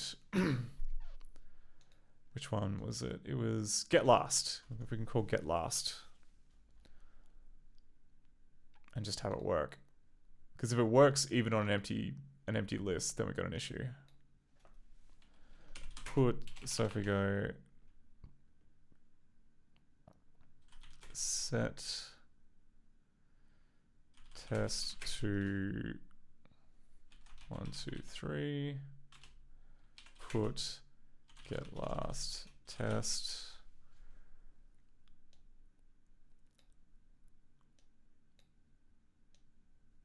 I think that's valid. Oh, okay. Function.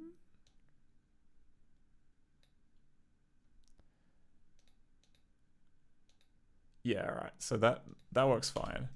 Set test to empty. Put get last test.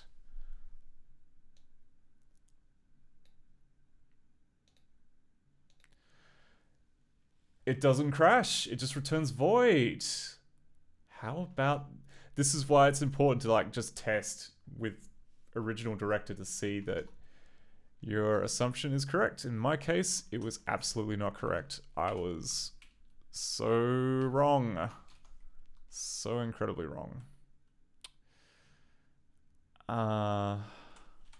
Glingo.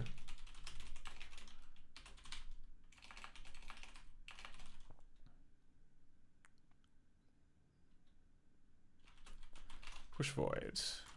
Else.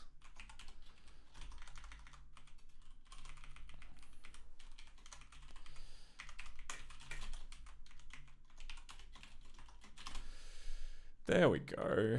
So that will... Interesting that apparently like some kind of important do we do the next thing in the sequence happens when you turn around to just the right angle in the front hallway, but that's okay. So we'll start again.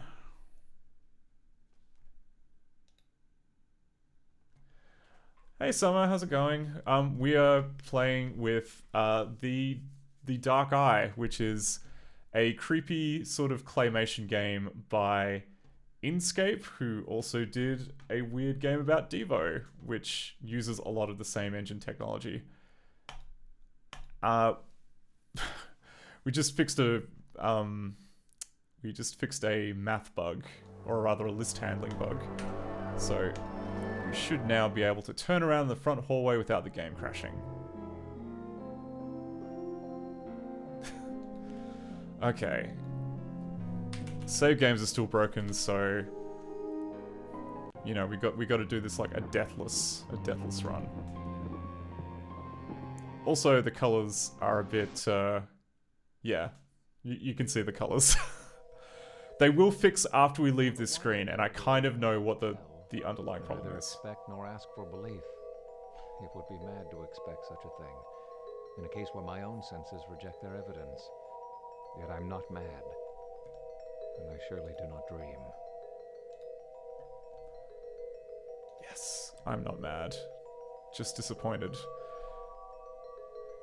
Yep, they are lovely colors, aren't they? I think I know what the issue is. I'm probably gonna have to fix it off stream because it's so fiddly, but look! Now we're back to nice 32-bit colors, thanks to some copy-paste.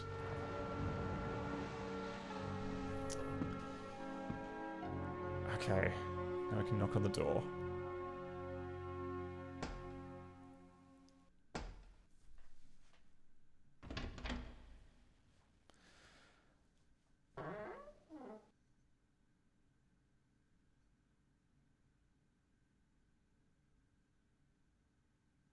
I suppose you're the young master Mr. Aldwood waits for. Sorry. Every time. Oh, the house. Yeah, you're right. Go ahead on in. The house in that introductory sequence did kind of look upside down, didn't it, Mad Moose? I wonder though, I mean, we were in the water though. Like, was that an intentional kind of design decision? I don't know. Next time the game crashes, we'll compare with like the Windows 3.1 edition to see if it's meant to be upside down. But that's a good catch. I kind of saw it going past, but it didn't kind of like, yeah, it didn't really peg like, that house shouldn't be upside down. It should be. But yeah, now look, we can turn around in the hallway and it won't crash. Yeah, there we go. So we can now go into this part of the house, and I think the Statler is here from the Muppets. That's what I'm just calling him. Oh, it is meant to be upside down. You haven't just come, but it's exceedingly dangerous to traverse the coast this time of day.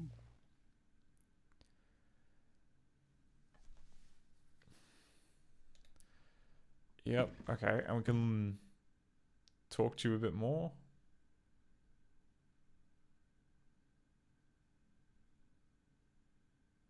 I'm so glad you came. I find that the pleasant company of my relations calms my nerves.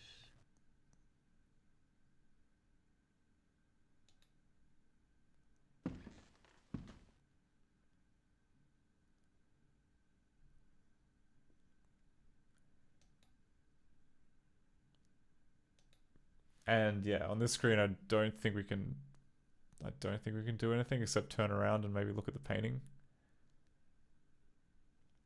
And yeah, the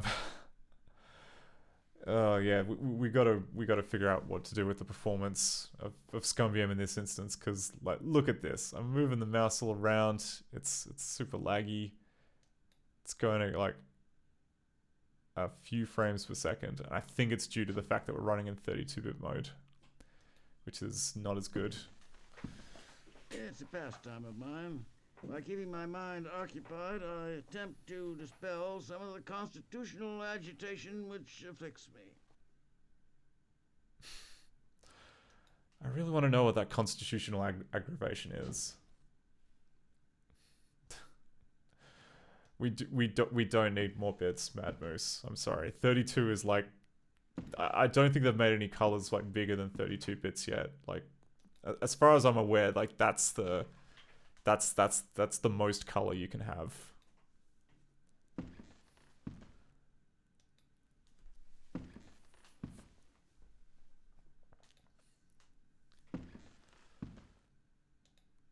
Okay, now we can get to the top floor and we can talk to our delightful family members.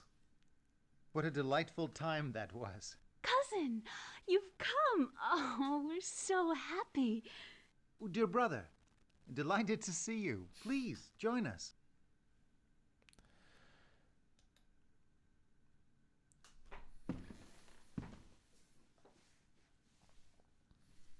Henry has just been relating his adventures to me. He's been everywhere.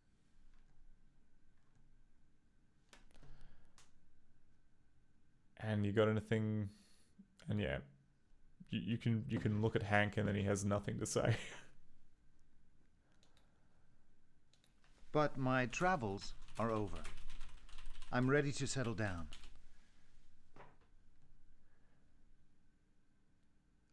And like, I think we might have to do like a little bit of a comparison with like the Windows version here, because I remember in Devo especially, we had an issue where due to a cast mishap, it would just pick like, it would only play like every second piece of dialogue and it would just sound kind of really weird and glitchy. I know we fixed that issue, but when you turn to a character and they only have one thing to say, that makes me a little suspicious. But that is also like the characters in Devo also had like barely anything to say. Like this game leaves you wanting anything. You know what? Actually, I'm going to look at a walkthrough just to get an idea of where we should be going. Otherwise, it'll just be kind of like wandering through the house at a snail's pace, trying to figure out what to do.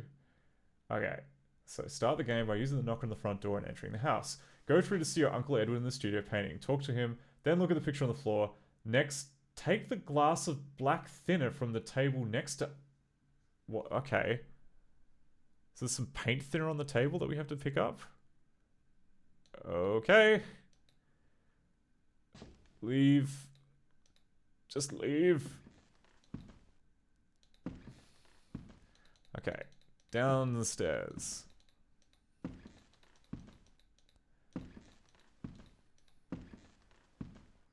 And I think he was in this room.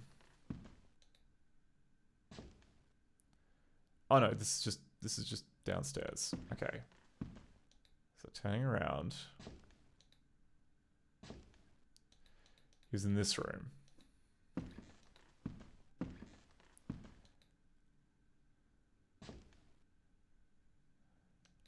And we get up close, and then we find the paint thinner on the table.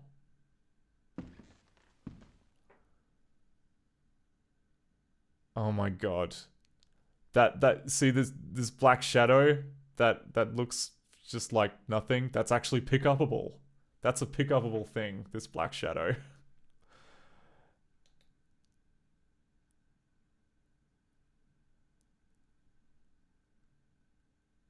Careful. I use a special thinner. The fumes can do all sort of damage to you. A painter I knew fairly went mad from it. Okay. Right. Okay. Good advice. Good advice. So just don't huff the thinner. Okay. Looking at the walkthrough again. You take the glass of black thinner from the table, then use it to give it back to him. So I guess we're just examining the paint thinner? And then giving it back? Poor soul. He scratched out his own eyes in a fit of frenzy. His own eyes. What? Okay. Yeah. Very relatable crafting story. Just, you know, you huff too much paint thinner and immediately you start gouging for the eyes. It's tale as old as time. Okay. So we've given back the paint thinner so we don't gouge our eyes out. And then we can... Okay, then we meant to turn away one screen. If it will let us. Turn away one screen. Just watch that you keep the windows open. Then we can turn back. And then he'll say that our brother is here. You don't look well, my boy.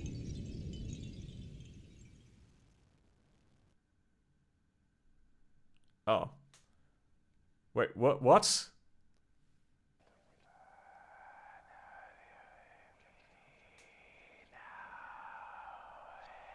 Okay.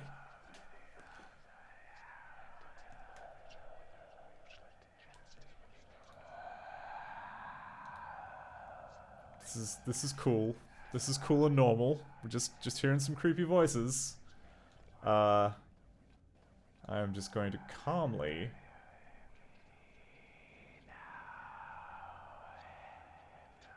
Okay, so the walkthrough doesn't mention this, so I think we're just in a uniquely cursed path of the game now. So if we turn left...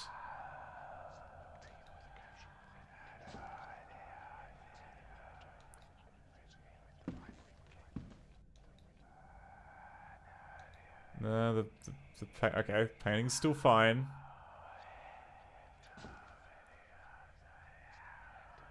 And if we go out into the hall...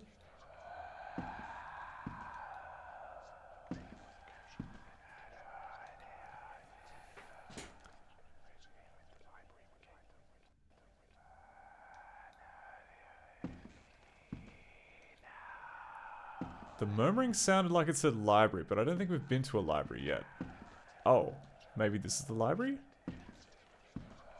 Can I open the door? Yes, I freaking can.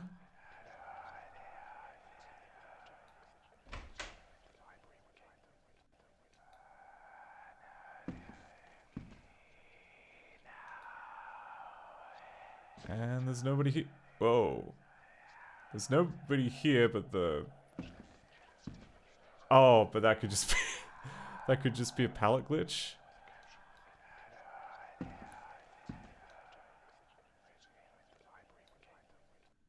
Can I play the piano? No, in this reality, I cannot play the piano. But I could in the other one.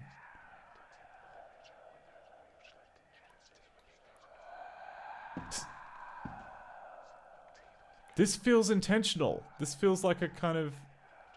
Oh, I don't know.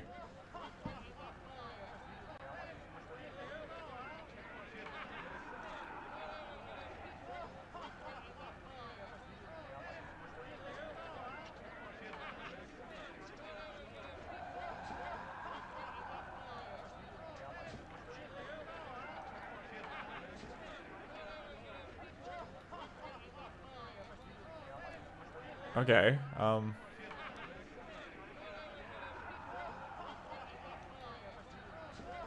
getting closer to something.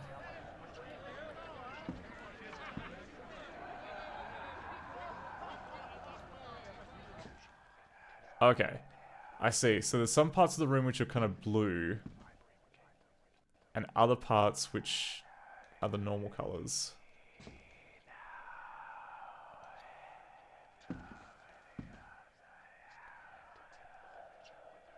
Oh, I see. Oh, because we've already... Okay, I think according to the walkthrough, we've skipped ahead because we talked to our brother beforehand.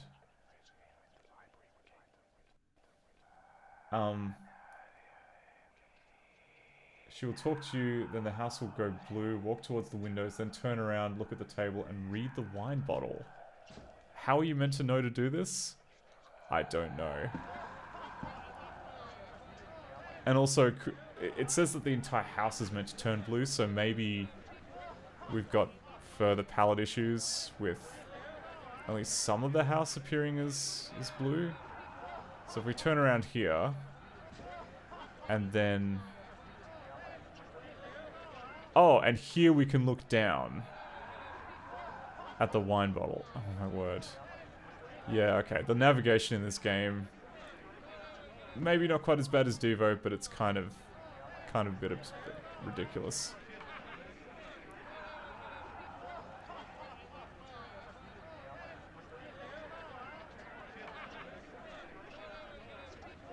I just want to see the wine bottle. Oh, we can push the button to turn the bottle.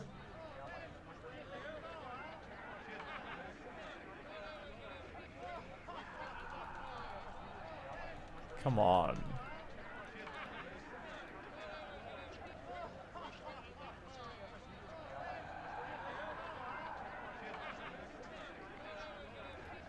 It feels like something should be happening here, but it's not.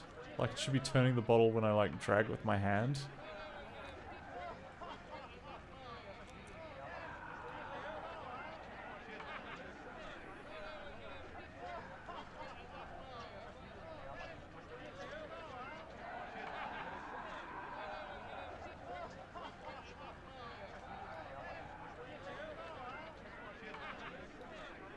Yeah, something's a bit cooked here. Alright, well,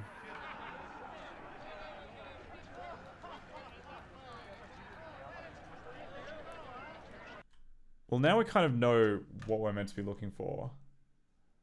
Or, well, we have like an idea of like things which could potentially be wrong. Let's compare and contrast with DOSBox. Just to get an idea. Just to get an idea of like the stuff that's broken. If I can find... Zoop. And we switch back to here. Okay.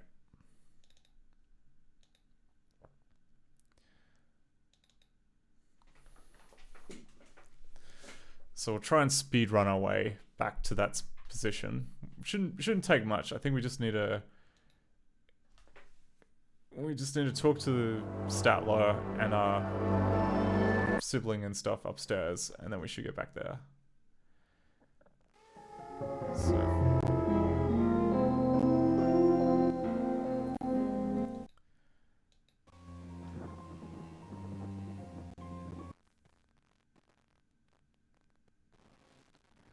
Interesting. Okay, so it does change the palette when we do that transition at the start. Something I have to keep in mind. This is the speed the game should be running at, by the way. There you are. You haven't just come.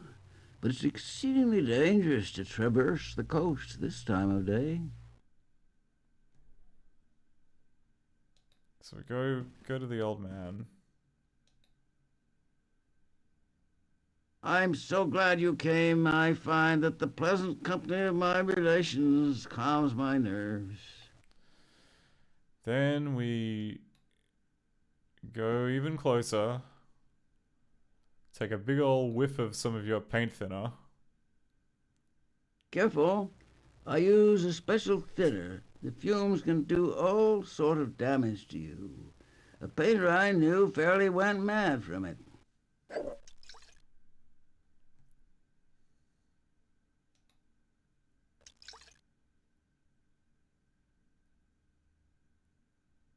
Poor soul. He scratched out his own eyes in a fit of frenzy. His own eyes! His own eyes.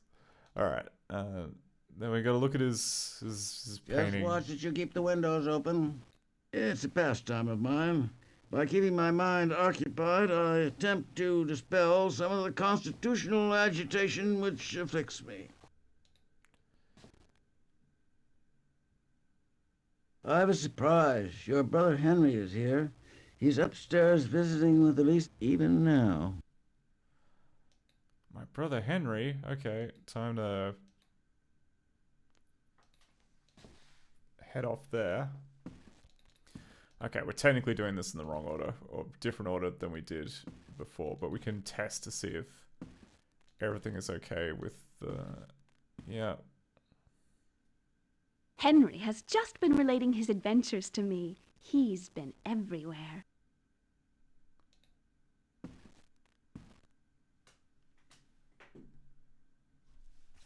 But my travels are over. I'm ready to settle down. Great conversation, Henry.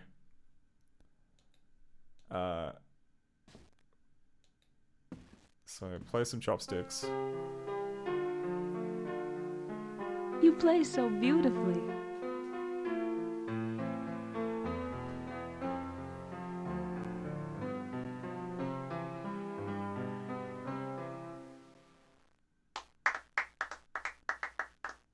Thank you, thank you. Alright, can I pass out now? How did you find Uncle Edwin? We're worried about him. He is consumed by his paintings. Are you unwell? You look a little peaked.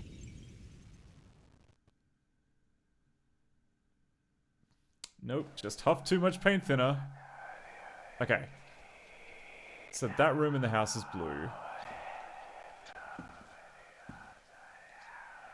Oh, good. Okay, like the entire house is meant to be blue. That's okay. Yeah, that's something that we... The entire house is meant to be blue, but that makes me wonder, right? Is this just a palette change? It would make perfect sense if this is just the same image with a different palette. And then it would also make sense that the only images in the scene that were blue were these ones over there, because those were pre-cached. Everything else is pre-cached, except those bits over there where we didn't walk. Okay, so I'm just going to write that down on my bug list for fixing, because that's kind of important. If I can find it.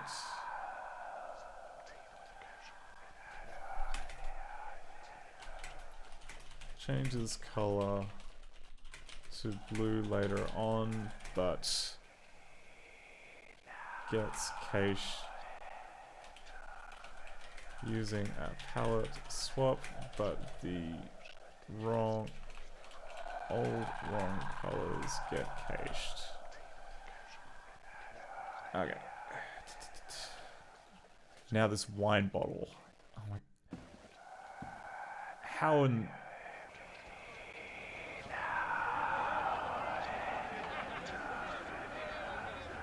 And then you look at the wine bottle, and if you tap it once... Alright, tapping it once does nothing.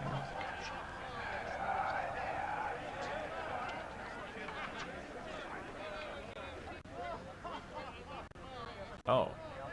You just keep clicking it?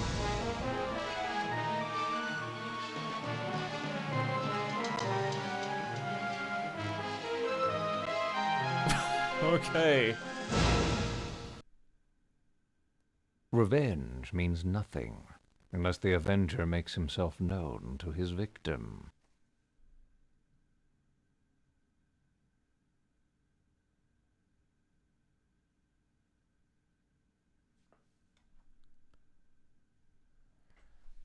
Interesting. Okay. Maybe then can we get past this scene by just clicking madly in ScummVM? Let's see.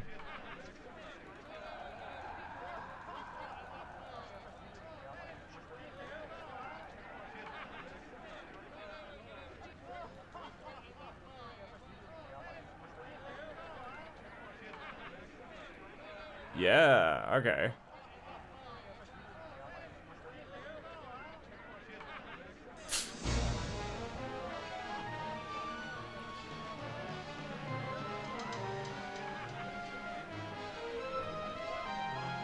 Ooh.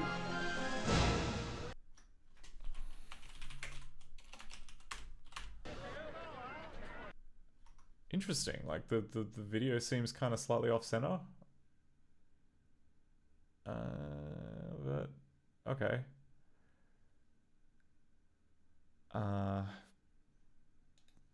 Let's go back to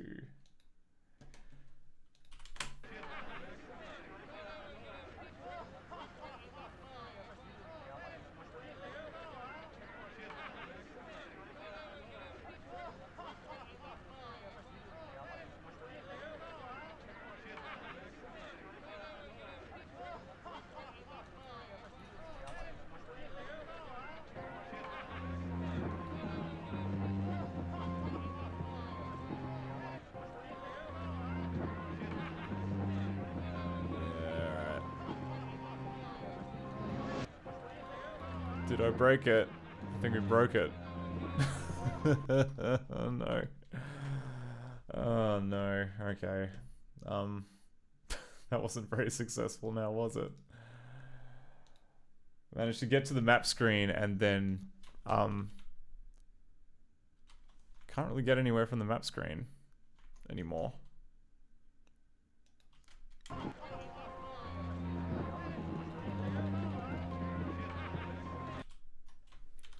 Okay, what was that message? Returning to tail MN as JN into nar block JN tail mode. Current POV JN. Okay, so this is the debug messages that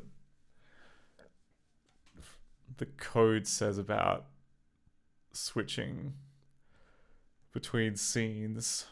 But apparently we yeah, it's not doing it.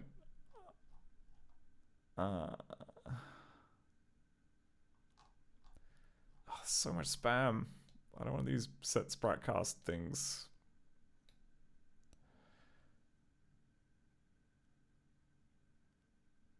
What do I want? All right, no, that's the Windows 3.1 version. We don't want that. We want this.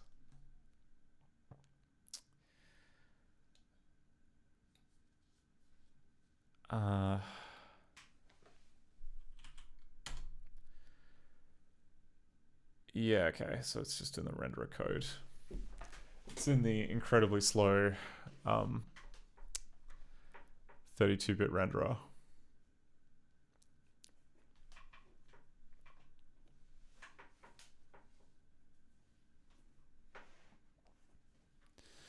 Hey Avanla, we are looking at The Dark Eye. It's kind of a bunch of, I don't know. It's another Inkscape game by the Devo and the Smart Patrol people. With some claymation, some kind of creepy claymation, and it's getting part of the way in, but we're hitting into a bunch of roadblocks, like with regards to 32-bit graphics, and now we're getting into just kind of weird scene-changing script issues.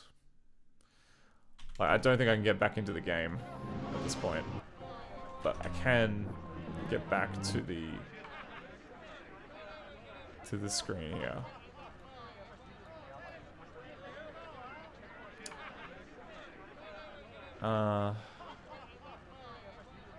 And we've now just got people laughing in the background all the time. I don't know how to fix that.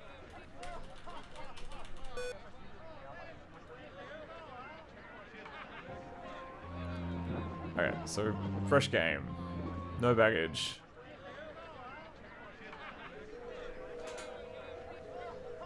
This screen shows up as screwed up colors. Expect nor ask for belief.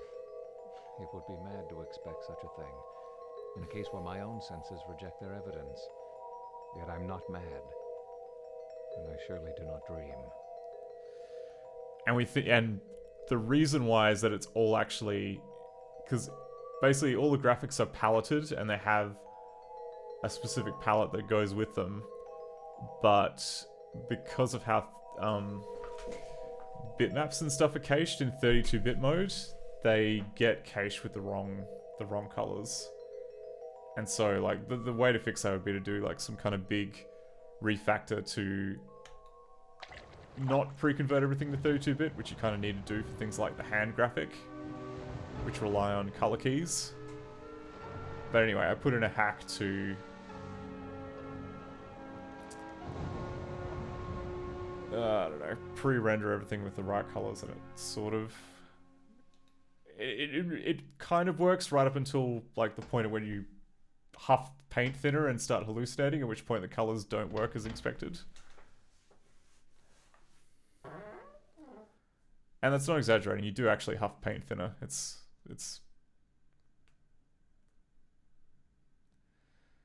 I suppose you're the young master Mr. Aldwych waits for. ah!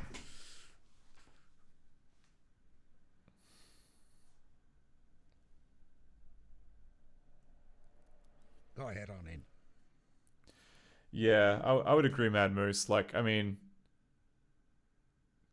not to say anything about premature optimization, but like, clearly, even with everything pre-converted to 32-bit, like it is, it's freaking slow because of the because the renderer doesn't actually like, it literally calls a function for every pixel on the screen that changes, which doesn't scale beyond a certain point. You gotta have like fast copy mode.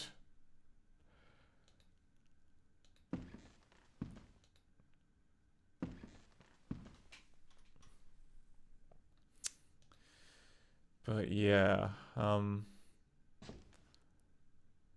right. I might actually, okay. So in terms of like kind of achievable things to kind of like look at on this stream, I might.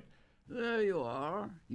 Oh yeah, you again. But it's exceedingly dangerous to traverse the coast this time of day. It's exceedingly dangerous to huff your paint thinner, old man. What was I gonna say?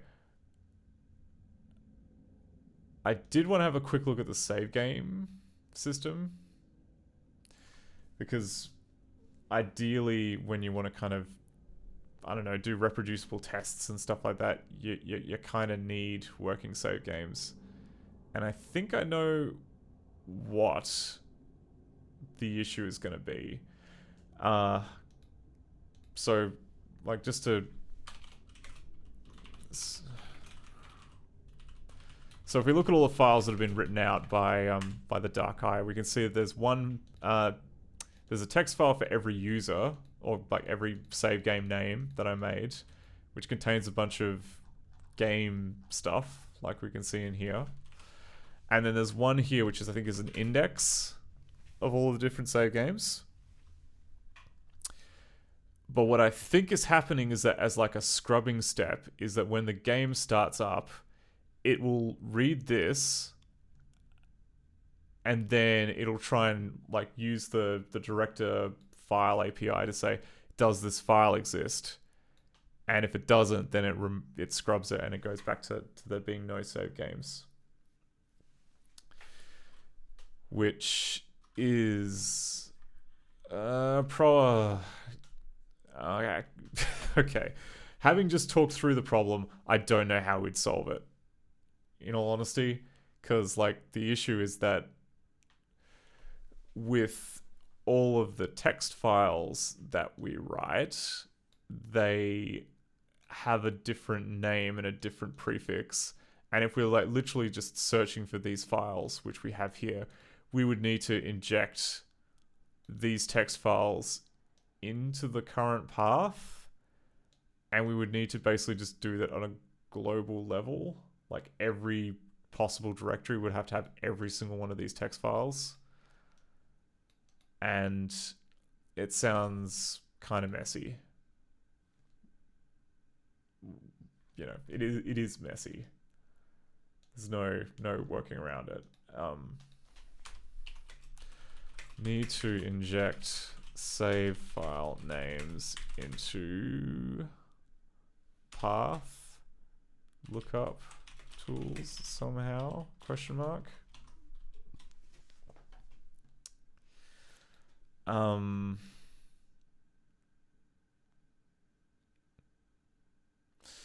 it can't hurt to have a look. Can't hurt to have a look at what it's trying to do. I think it's like get nth file name and folder. Like this is like the one API that Director gives you to do all of your file browsing. It's literally just like, for whatever folder you're in now, just will give you the nth name of the file in it, and then it's up to you to scrub through and check that everything is as intended. But I'm betting it's going to be that. It's going to be that API which it calls.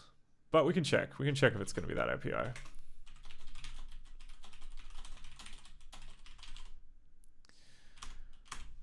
And we'll start from the beginning one more time.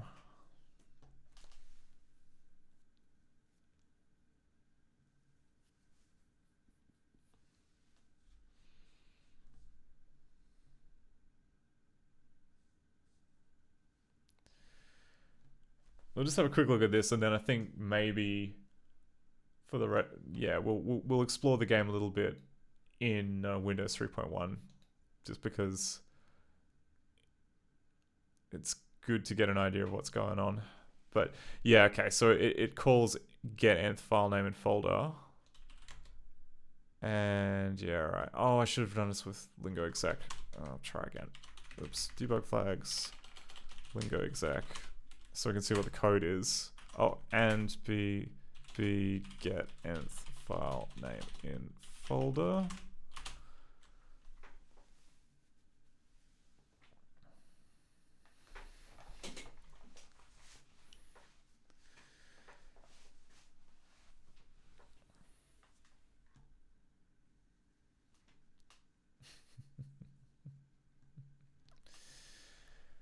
Here we freaking go. Okay, start anyway. Is it trying to load the set? Yeah, okay. It's searching for a file called aazizzy, which I think is there. I think is there in the game directory.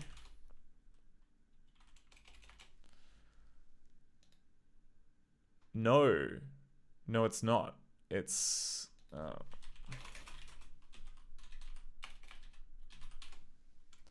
oh no. Okay, I'm tripping. It is there. What's in it? Is there anything in it? Okay, the word ahoy is in this text file. I think this just makes sure that the game install directory is there. So, given that I just kind of smash merged the CD with the Windows install, that should be fine. Okay, so it's calling get nth file name and folder. But what is it looking for? It's looking for CT file exists.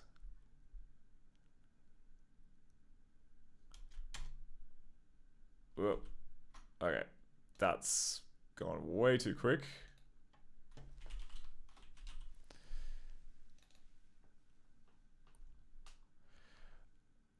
Oh yeah, okay, so it's just looking for AA Zizzy, and it found it. And if we continue on, so I was saying earlier, Inkscape, they love abusing every director feature, and you can see here, there's so much code. Oh my god, like they really kind of scoop out like literally everything director gives you, except the ability to like draw bitmaps and play sounds and movies and that. So it just has its completely own very complex game engine, of which we're kind of just seeing a bunch of code scroll by. Anyway, okay. Menu screen. Does this... Yeah, okay. So calls get nth file name and folder. Alright, okay. So yeah, it's getting where the project path is. ScummVM pretends that everything is installed into the C drive because that makes it easier. Also means that like any drive letter you give, it'll all look in the same spot, which is the game path folder. You can't look outside that because that breaks encapsulation. But if I hit continue, what was it trying to do? Okay, it was looking for 3DR. Okay, I was looking for the save folder. Okay, it's looking for the saved DKY. Is that a file or a folder? No, it's looking for a folder called save DKY, which is here and contains this empty list. Yeah, right. I see how it is. Okay. It's yeah, okay. So the fact that this empty file is here in some respects is good, because then it can see that it exists, but I'm worried that it's going to try and load it, which would be bad.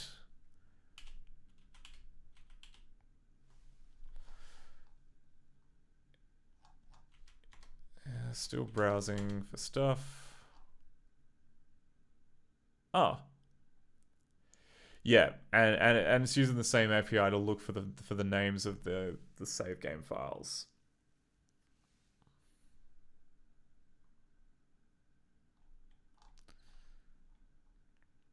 Because yeah, it's pulling the names of all the save game files from that file, putting them into a list, and then it's now searching for the nth file name in the folder. Okay, that's frustrating.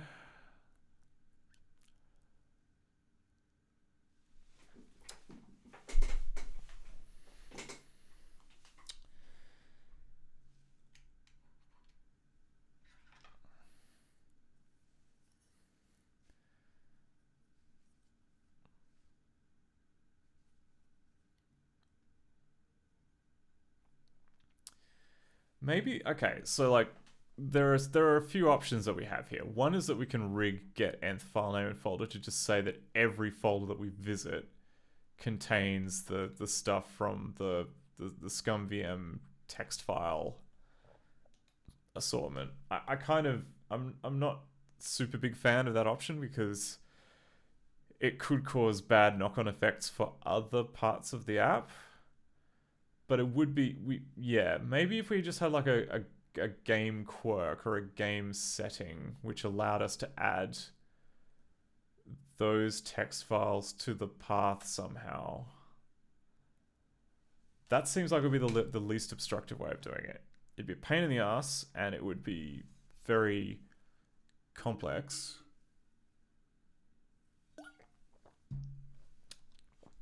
but it wouldn't have too much more of a knock-on effect. And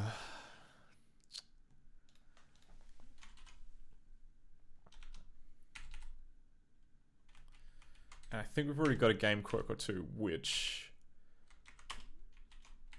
does mess with the... I mean, we've got one which has, like, it'll invent files and put them in the path for you.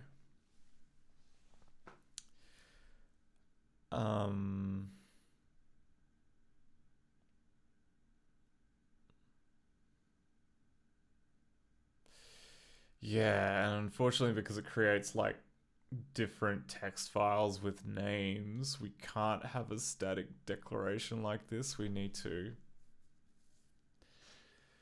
Because this was the ideal. Like, Team Extreme did it right. They just had, like, a tx2 saves... a single file called tx2 saves, which contained all the save files. But we don't have... We don't have that. So maybe we'd need to... we need to rig something up.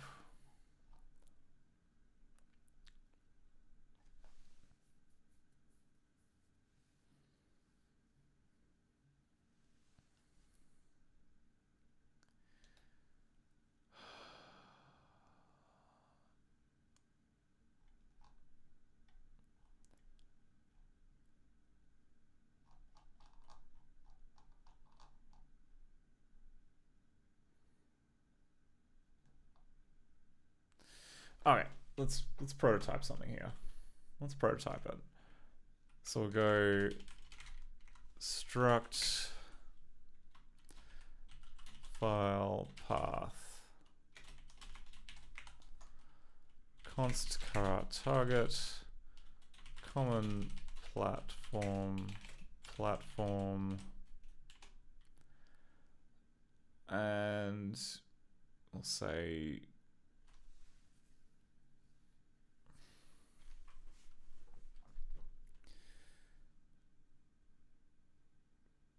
const car. I really want a path.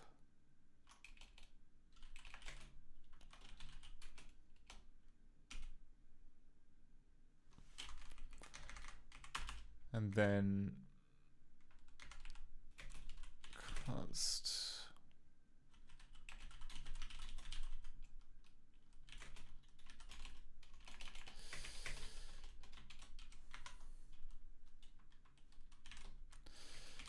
we have dark eye common k platform windows,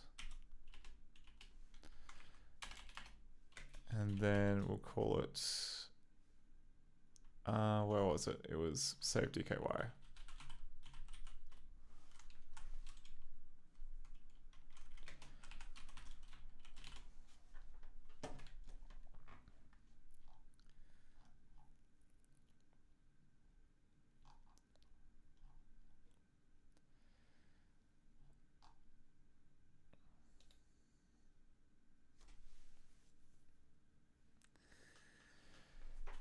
Yeah, and then what we need to do here is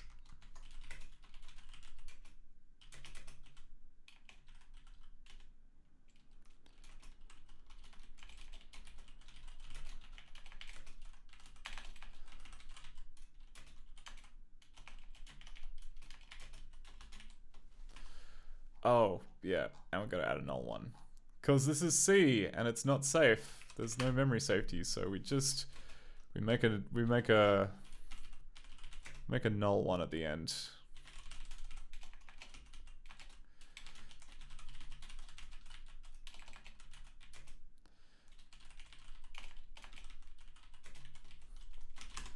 There we go. Keeping it safe. That's the C++ motto. Okay, so we've got save path. We go back into here.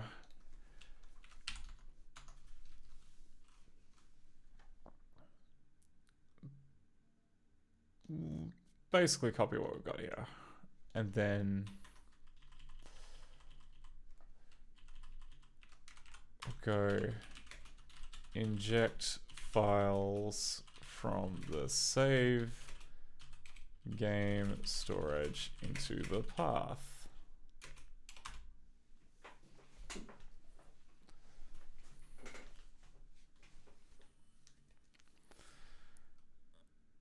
And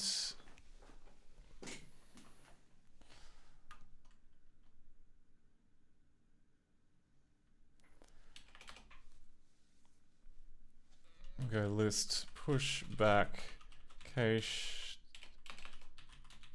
archive in input entry.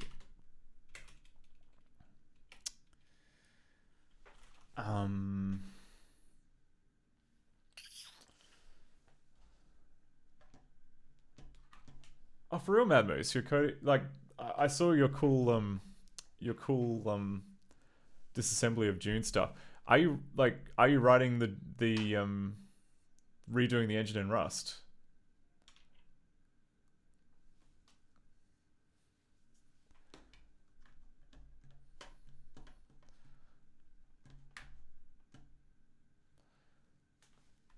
Okay, the thing I need to look into. How do we do save games? No.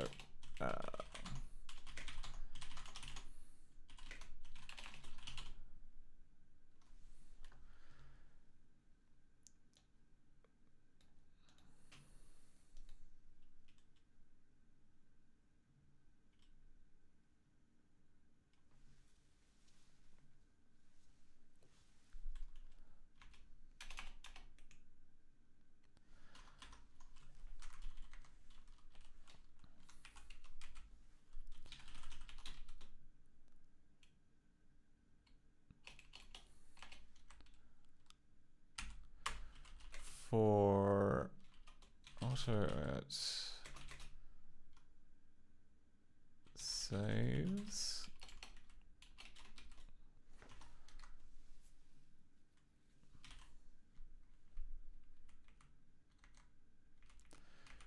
What do we get for the save file manager?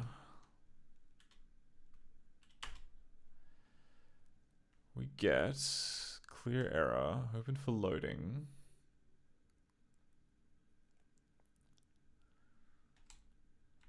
Is there a list? List save files.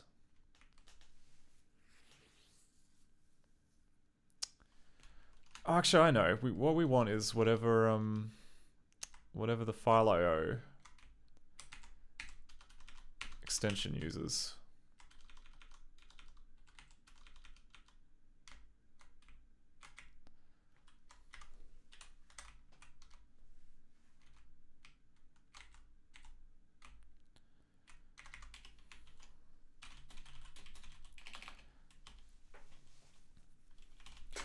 Okay, so we've got the save file manager.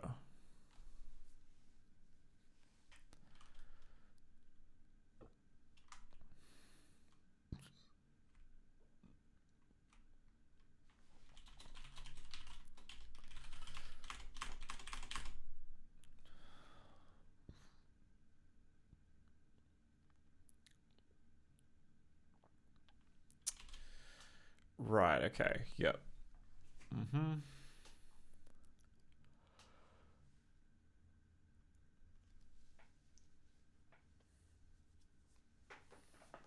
Oh nice, so the engine is in C++, but I made an extract tool in Rust and a globe renderer in Rust that can compile to WASM.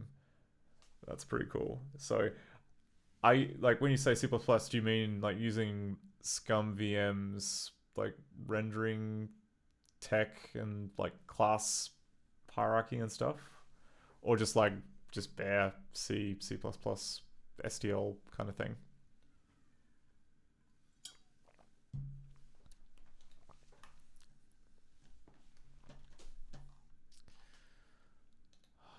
Also, you have much more patience than me. Like, I mean, don't get me wrong, I love Rust, but it's just like for a prototyping language, like, or just doing any kind of prototyping thing where you need to change, I don't know, like do a lot of kind of constant iteration, that would, yeah, I don't think I can. Yeah.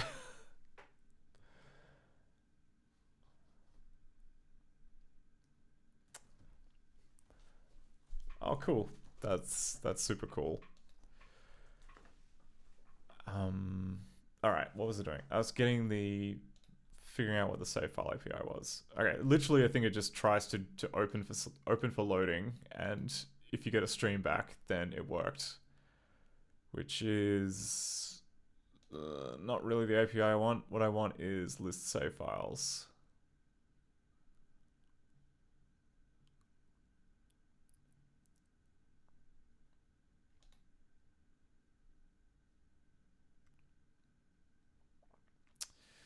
The annoying thing about this is that we'd have to kind of like deconvert the weird... yeah, we're gonna have to change. So I'm pretty sure, right, what's gonna happen is that it's gonna return like the mangled names from here instead of whatever they originally were. I don't know if there's a...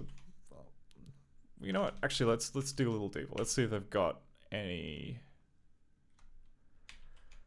So if we go to list save files, what do we get?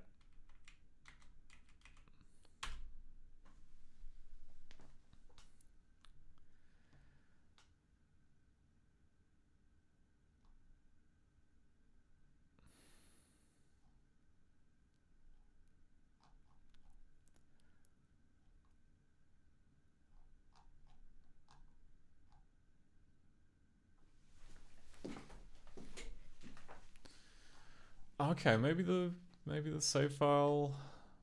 Where does the save file name mangling happen?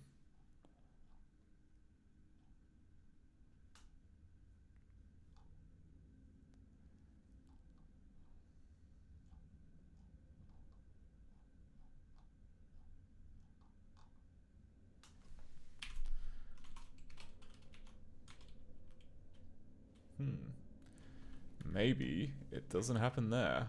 Maybe it happens...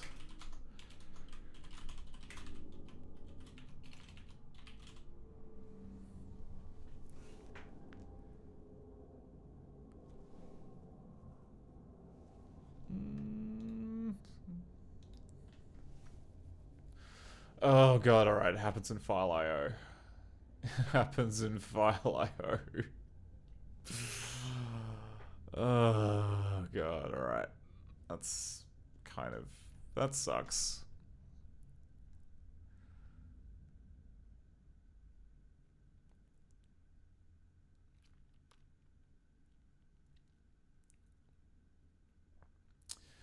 Though I suppose we can technically demangle it. And maybe I should put the method here.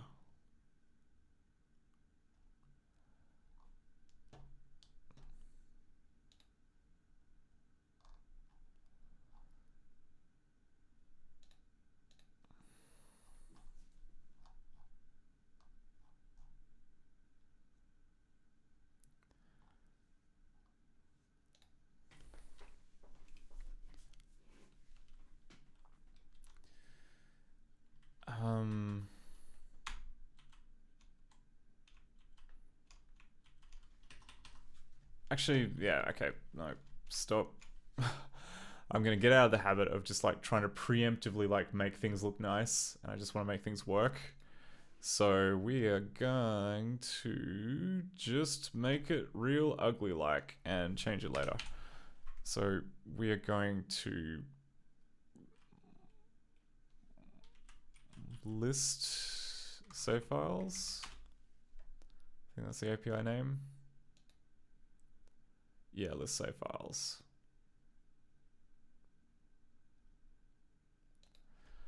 Oh, but it accepts a pattern, which means that we can pass in the name of what's it called? The the title of the game, which uses... Okay. games are name mangled by file IO demangle them here.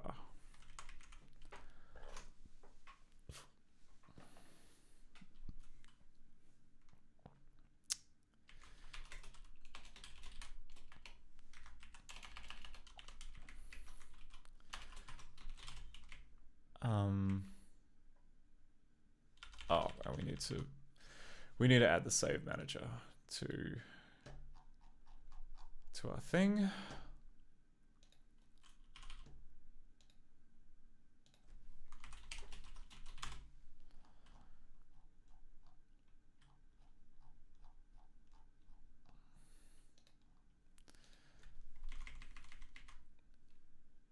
Oh, and too few against function call. Okay. And what do we do in file IO? We had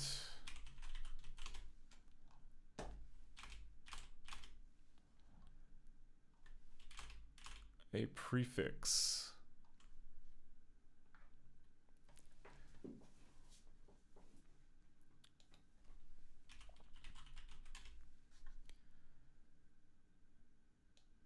This thing.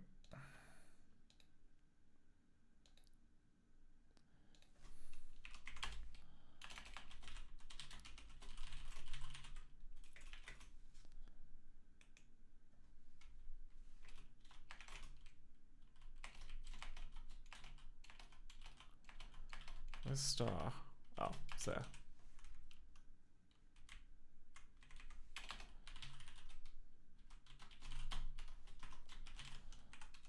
Okay, and that will give us every single string.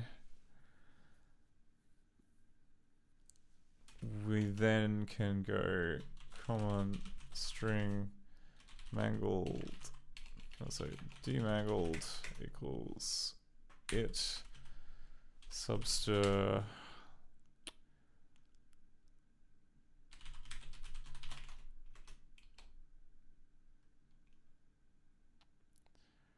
prefix size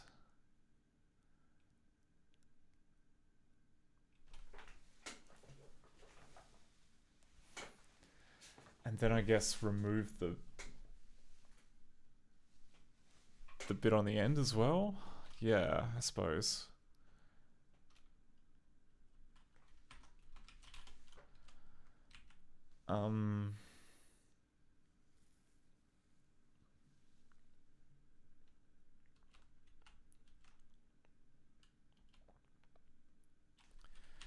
If demangled has suffix ignore case txt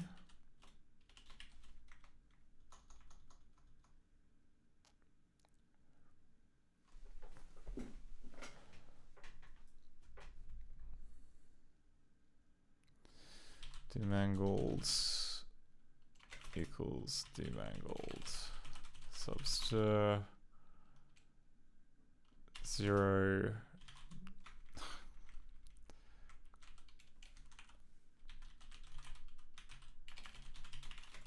minus 4. I think, yeah, and yeah, stop that. Then we can push a cache entry with that name. It should be demangled. Oh, but then we need to add a directory, I think, for it. Yeah, we need to add a directory for it. Okay.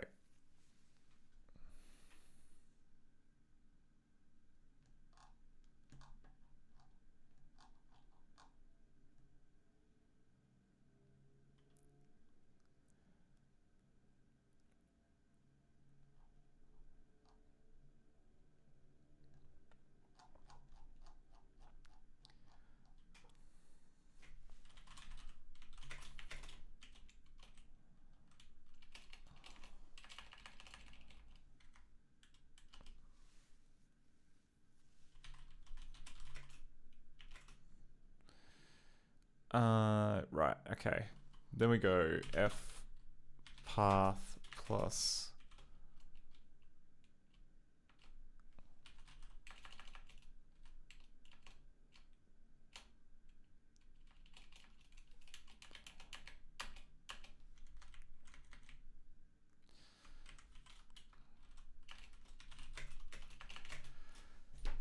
Yeah, okay. That seems like it would work.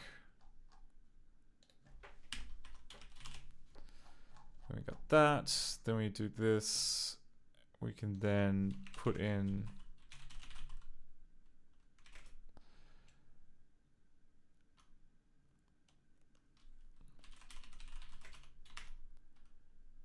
an empty, yeah, just put in an empty file, because we don't actually need the real save files in there. We just need the API to return that there is a file there with the save file name for it to work. And I think that'll work.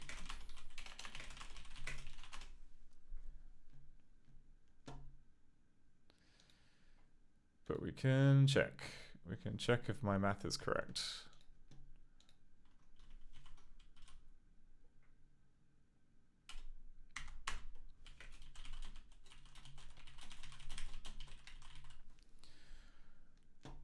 Oh, more accurately, actually, no, we can do it from here. We can game quirks CP231. And if that gets, yeah, and if this code gets called, then the quirk is working, I think.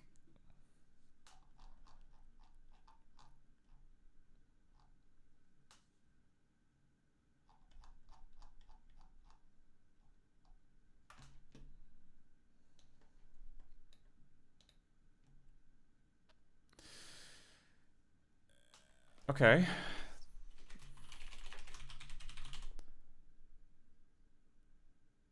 Yeah. Okay. This is good. It's found that one file. It's found.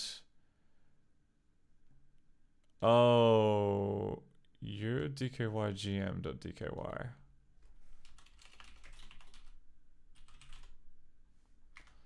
Is that right?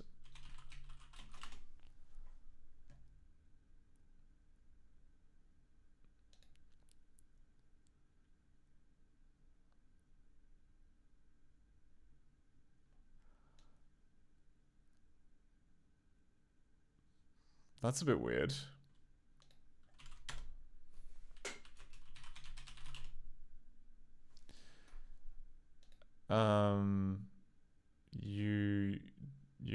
D. Okay, no, it's missing. It's missing it. Okay. Yeah. So I got it wrong by one letter. One letter. How did I? Oh, I see. Oh, because there's a star. There's a star in the pattern name. Okay, that's on me. Okay. I forgot about that. I forgot.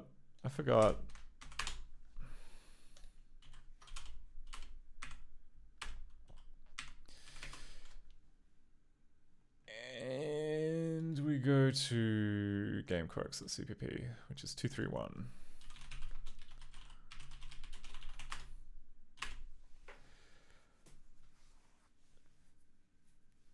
So with a bit of luck, two of those save games should appear in the menu now. And with even better luck, they should be readable.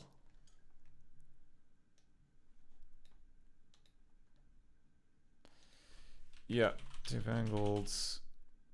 Yes.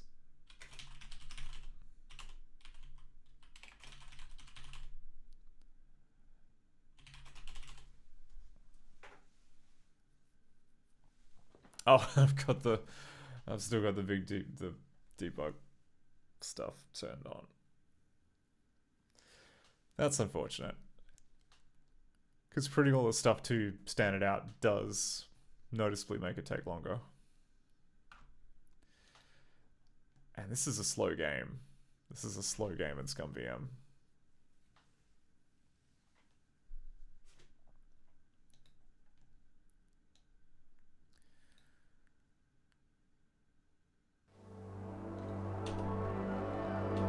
Menu screen, please. Menu screen.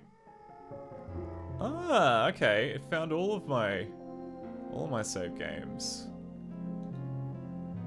Even Sid Hoff, which was Okay, I can't remember which one of these had the most progress.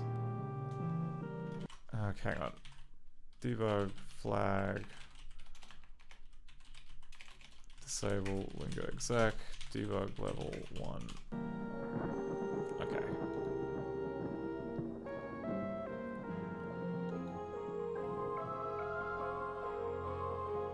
Oh, no. Okay. We've now got, we've got a big problem.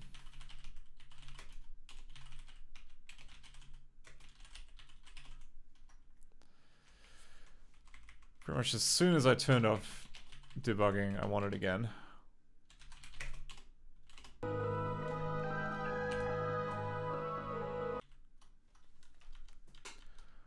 Oh no. Okay, so see this number here. This is the stack. This is stack depth. We've got something which is causing recursion. Like lots of recursion.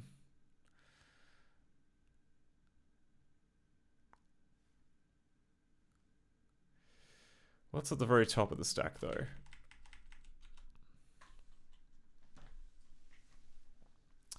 Oh, right, okay, and it's, yeah, okay, so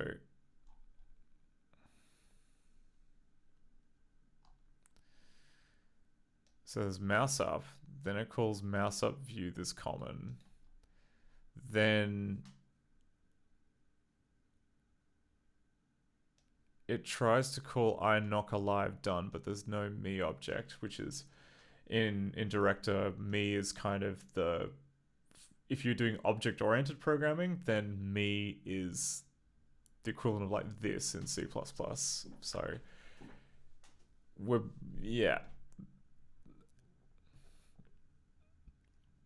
And then thanks to mishaps,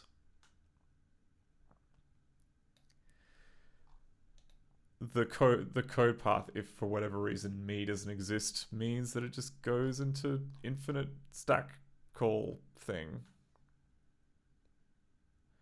Oh wow, so okay, yeah, it just calls mRecordClick, which is itself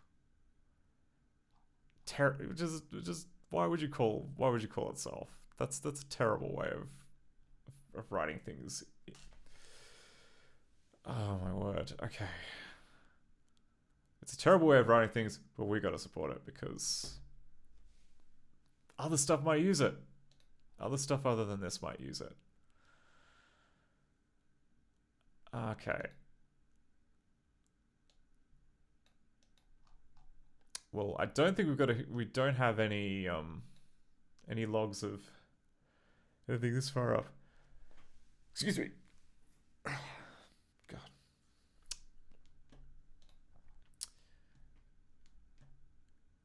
So what we might have to do is we might have to like run the game in strict mode. Because you see like these warnings here, like those are not a, those aren't a crash, but they do kind of, if you run you can run ScummVM in strict mode and then it will basically break every time you hit a warning, which is useful for cases like this because really a warning it's one of those cases where it should never happen, but sometimes very rarely it can happen and it's allowed. But in this case, I don't think it is. I think we just gotta run it in strict mode.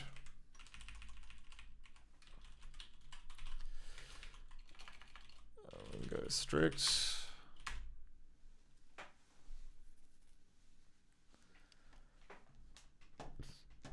Actually, in the meantime, what changes we got? We've got that. Oh yeah, we can add this change. This change was relatively clean.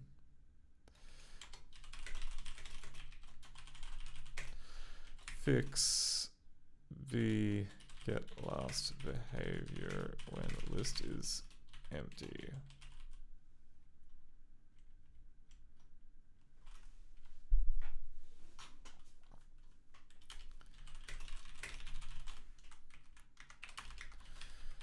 Fixes turning around near the front door in the dark.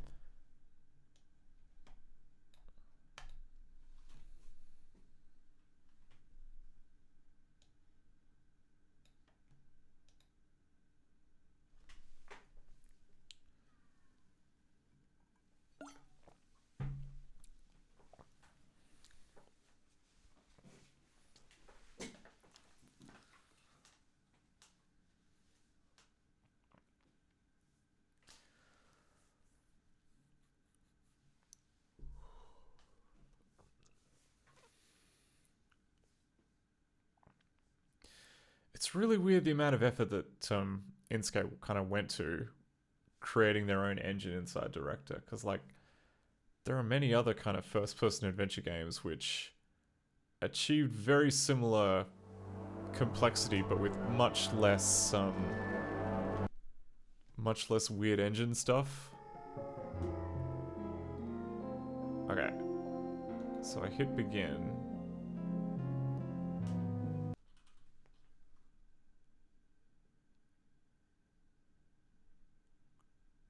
That time it worked. What the hell?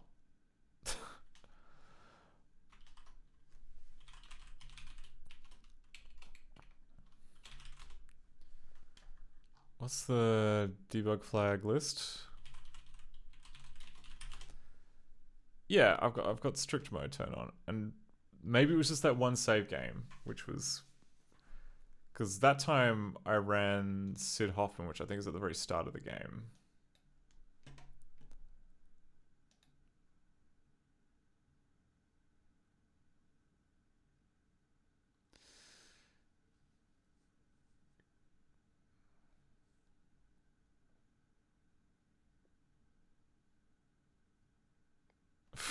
Jeez.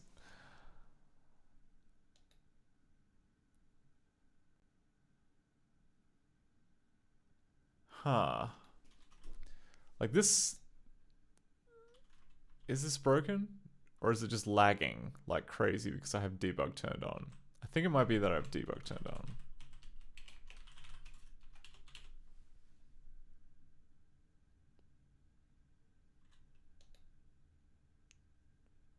But also I can't hear any audio.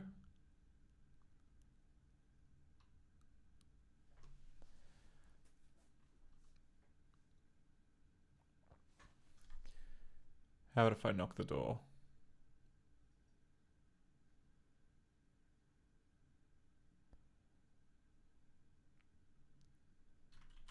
Yeah, what is going on? How come there's no audio?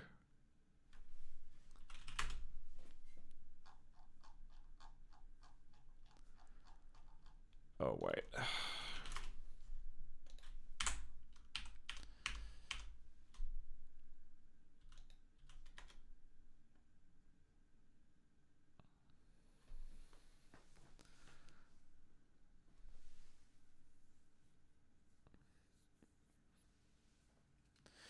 Anyway, I guess the save game fix kind of worked.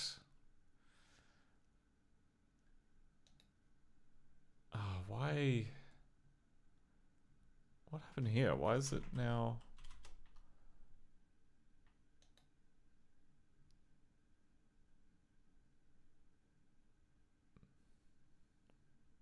I suppose you're the young master Mr. Aldwych waits for.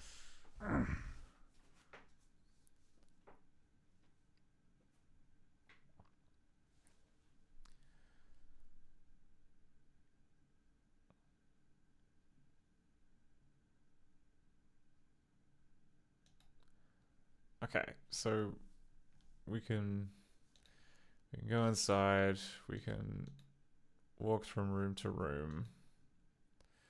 We can huff some paint thinner. Actually, yeah. There you are. You haven't just come, but it's exceedingly dangerous to traverse the coast this time of day.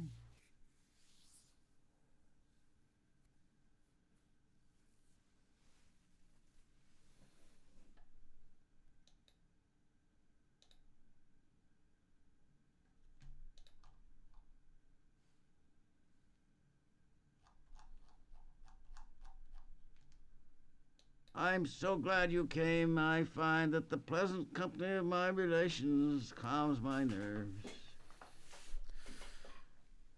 You're the only one, buddy. You're the only one.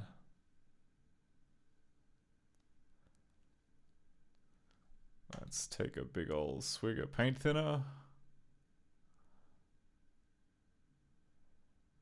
Careful. I use a special thinner. The fumes can do all sort of damage to you.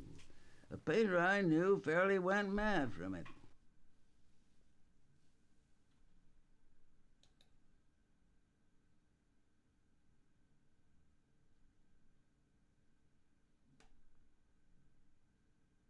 Poor soul.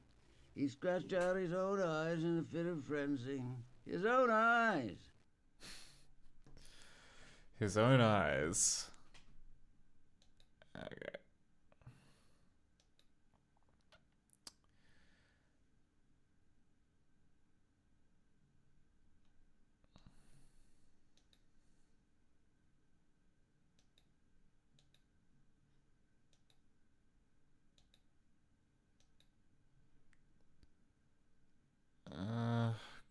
Is the guy meant to say something?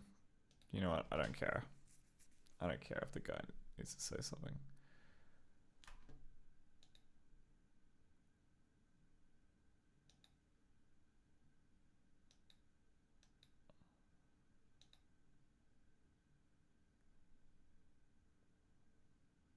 I have a surprise. Your brother Henry is here. He's upstairs visiting with Elise even now.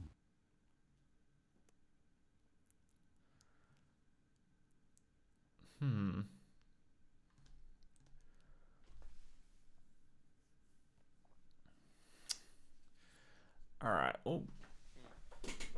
We'll go upstairs. We'll try and get past the wine bottle puzzle slash get to the next scene. And if we can get to the next scene, we'll have a little look around. If not, then we might do try and do like a little bit of a perf analysis on what's going on in ScummVM as to why everything's so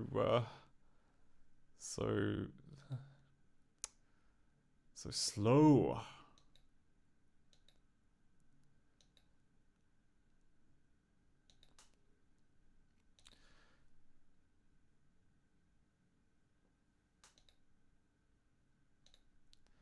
Okay. What a delightful time that was. Cousin, you've come. Oh, we're so happy. Oh, dear brother, delighted to see you. Please, join us.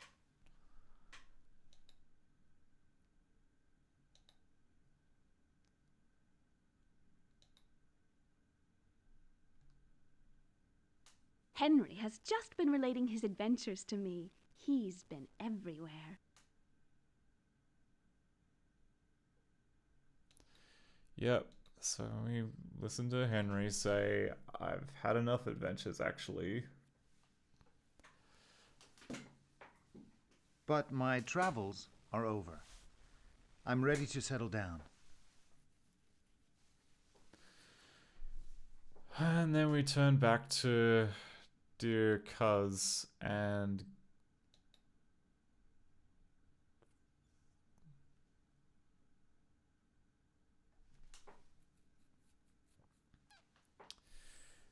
interesting. Okay, like this seems to use another audio track which is not working.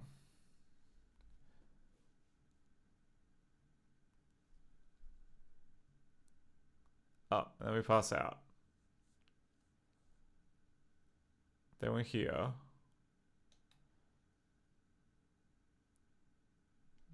Then, yeah, and then all the rooms which we haven't yet been to.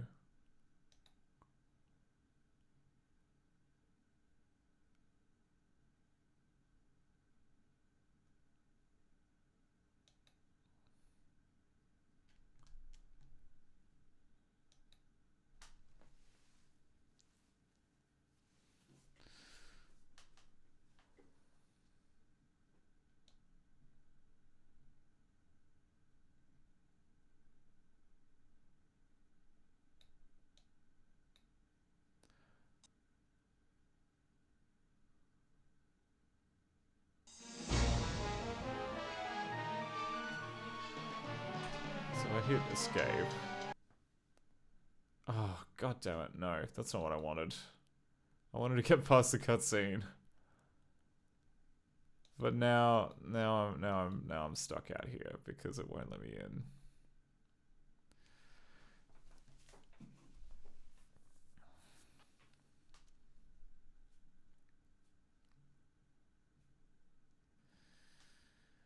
Alright. That's... okay. Alright.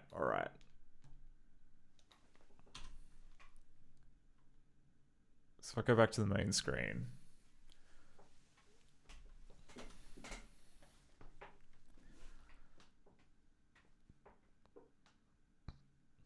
That was Sid Hoff, and then I click begin.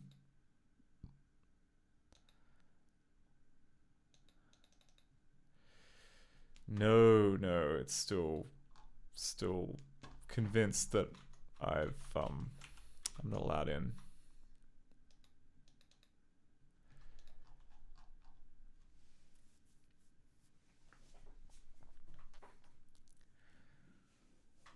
Incorrect number of arguments for handler set block visited.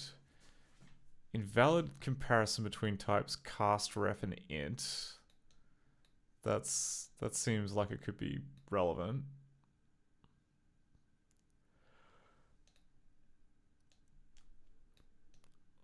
I might actually like make a copy of this text.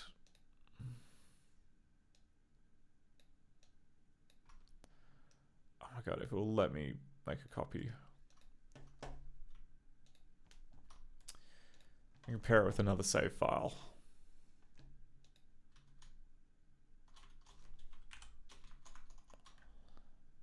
So if we go back,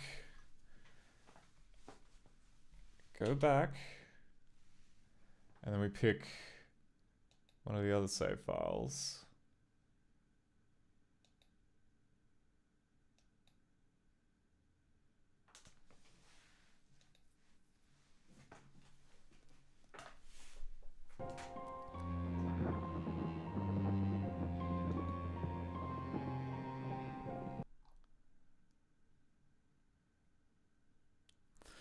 Yeah, okay.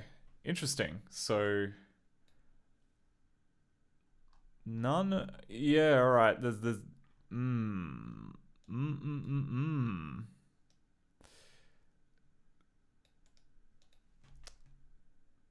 So if we compare like the bad run with the good run, returning to tail MN as JN into nar block JN tail mode or JN meet folks. In the good run, like this nar get block current location, yeah, that part's screwed up. That's fine. And we have these four, and then there's a then it just kind of jumps into it. Whereas here, it looks like the wrong object is because like all of these arguments are wrong, like very wrong, which implies that maybe the wrong me object is being used to process the stuff. I'm not sure. I maybe we'll have to do like some more in-depth debugging when I am less tired. Okay. Was there anything else I wanted to do here? Now that the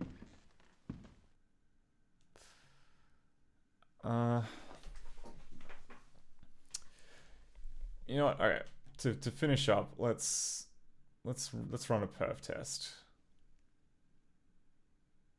We should be able to do one of those. How hard could that be?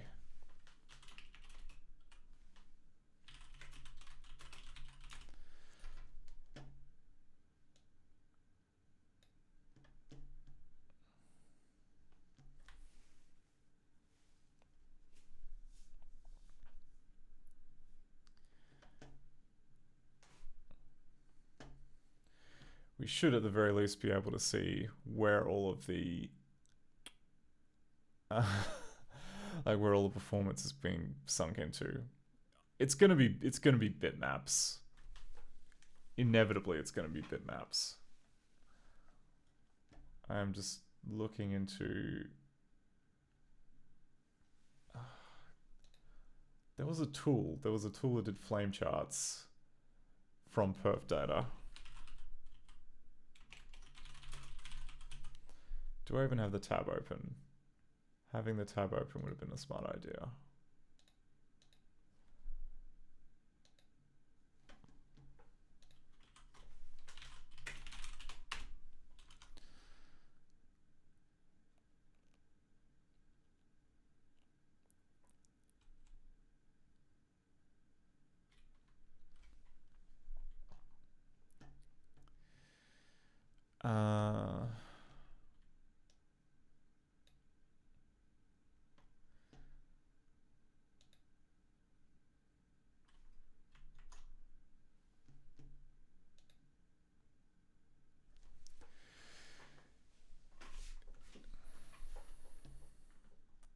Right, that's a perf record. Okay, yeah.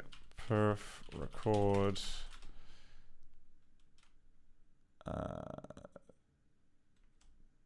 There is command, but what I really want to be able to do... Oh, okay, we can just pick a PID. Perf record.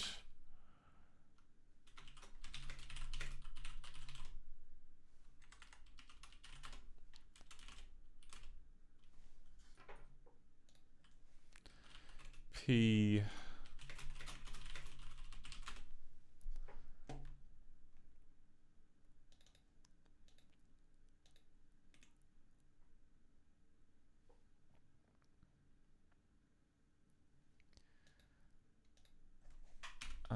what's another good one? Is it capital F?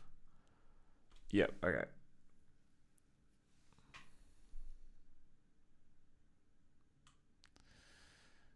Let's do a sample rate of 100 Hertz. That seems sensible. So we'll sample 100 times a second to see what function is hitting the thing. We definitely want a call graph / stack trace. And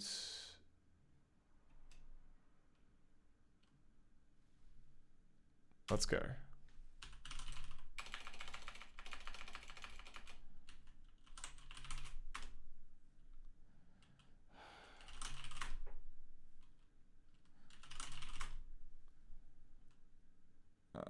Come on.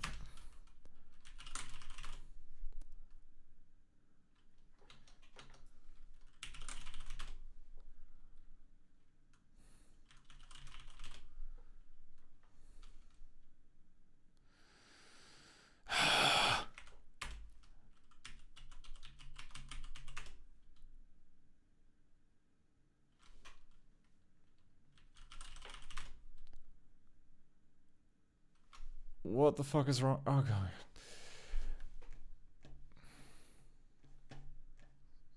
Excuse me.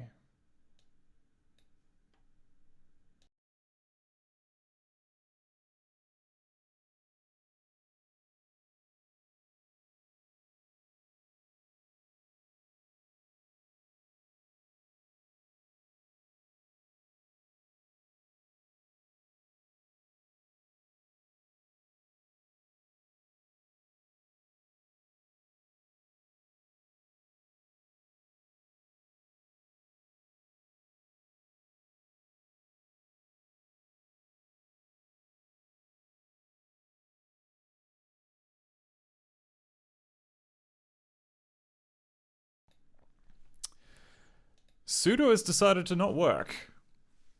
Like, I just I confirmed that's not my password. Look, see, like, it's just sudo for some reason deciding not to work. But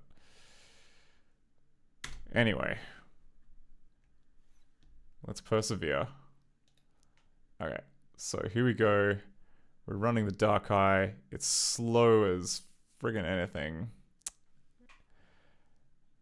And we're generating a little perf report for it. Huh? Woken up 1 times to write data. That's not that many times. What's going on?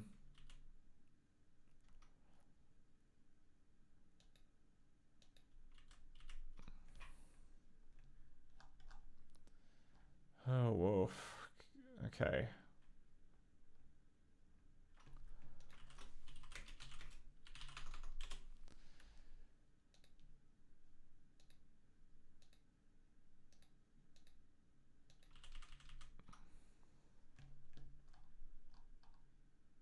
How do you quit perf?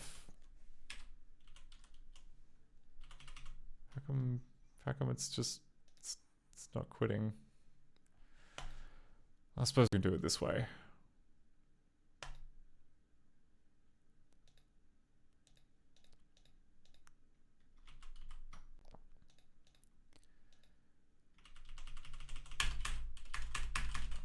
God damn it, perf. Oh, there we go.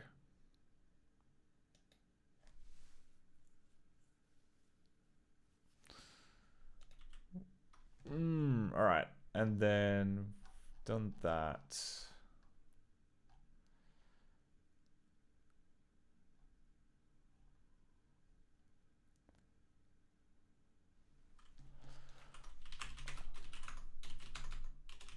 That was it. Flame graph. Okay. Yep. So perf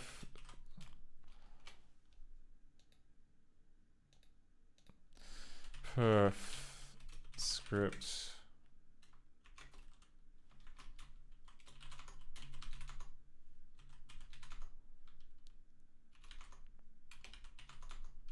pl out perf folded.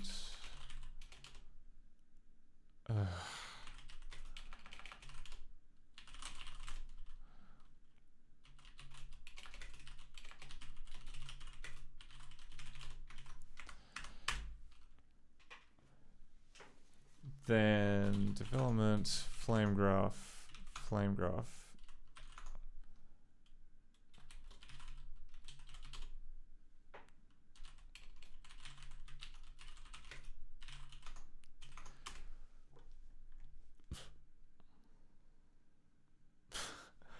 And let's see. Okay.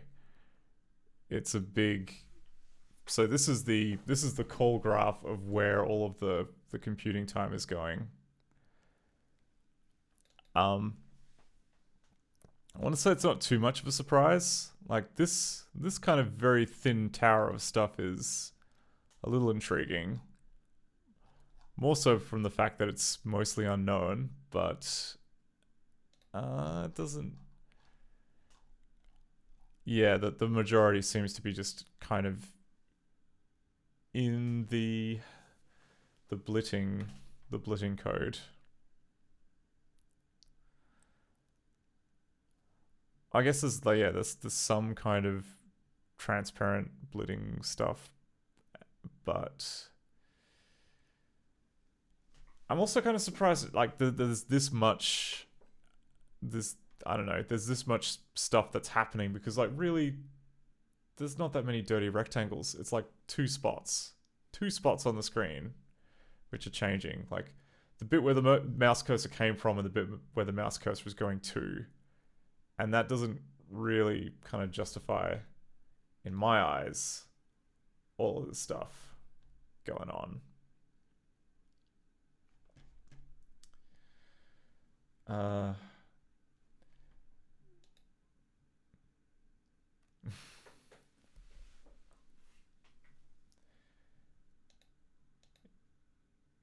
Oh, good. I just noticed that on the stream manager that the playback was a bit knackered, but I think that might be my internet connection. Yeah, so short version I think is we have a lot of work cut out for us. I mean, I guess the bright side is that it's not really, we can see that it's not really being held up in I want to say like the code that's responsible for kind of like generating widgets, which is the it looks like, so yeah, like, what do you call it?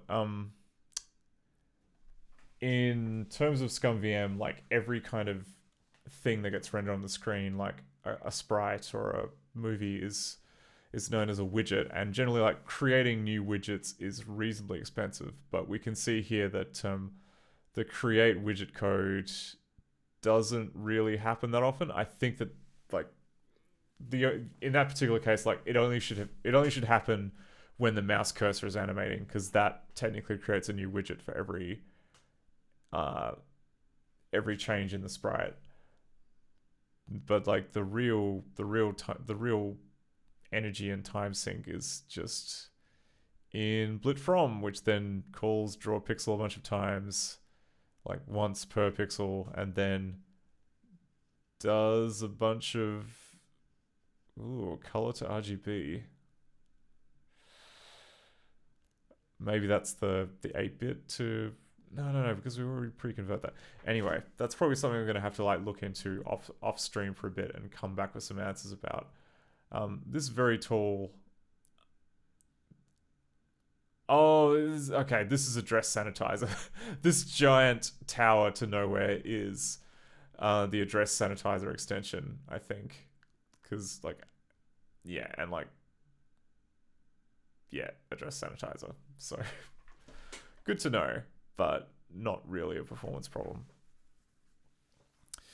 But honestly, I'm kind of happy with the progress that we made tonight. We got the game starts. We managed to kind of, at the very least, kind of hack our way into having good colors, and we kind of know what the root cause is for the bad colors or what we need to do to fix bad colors. And save games are now working for the most part. There's still the issue where apparently, like in some circumstances, that the code responsible for loading the game crashes, but I guess we can cross that bridge kind of when we come to it. But I think that maybe offline I'm going to have like a little bit more of a look at this performance stuff.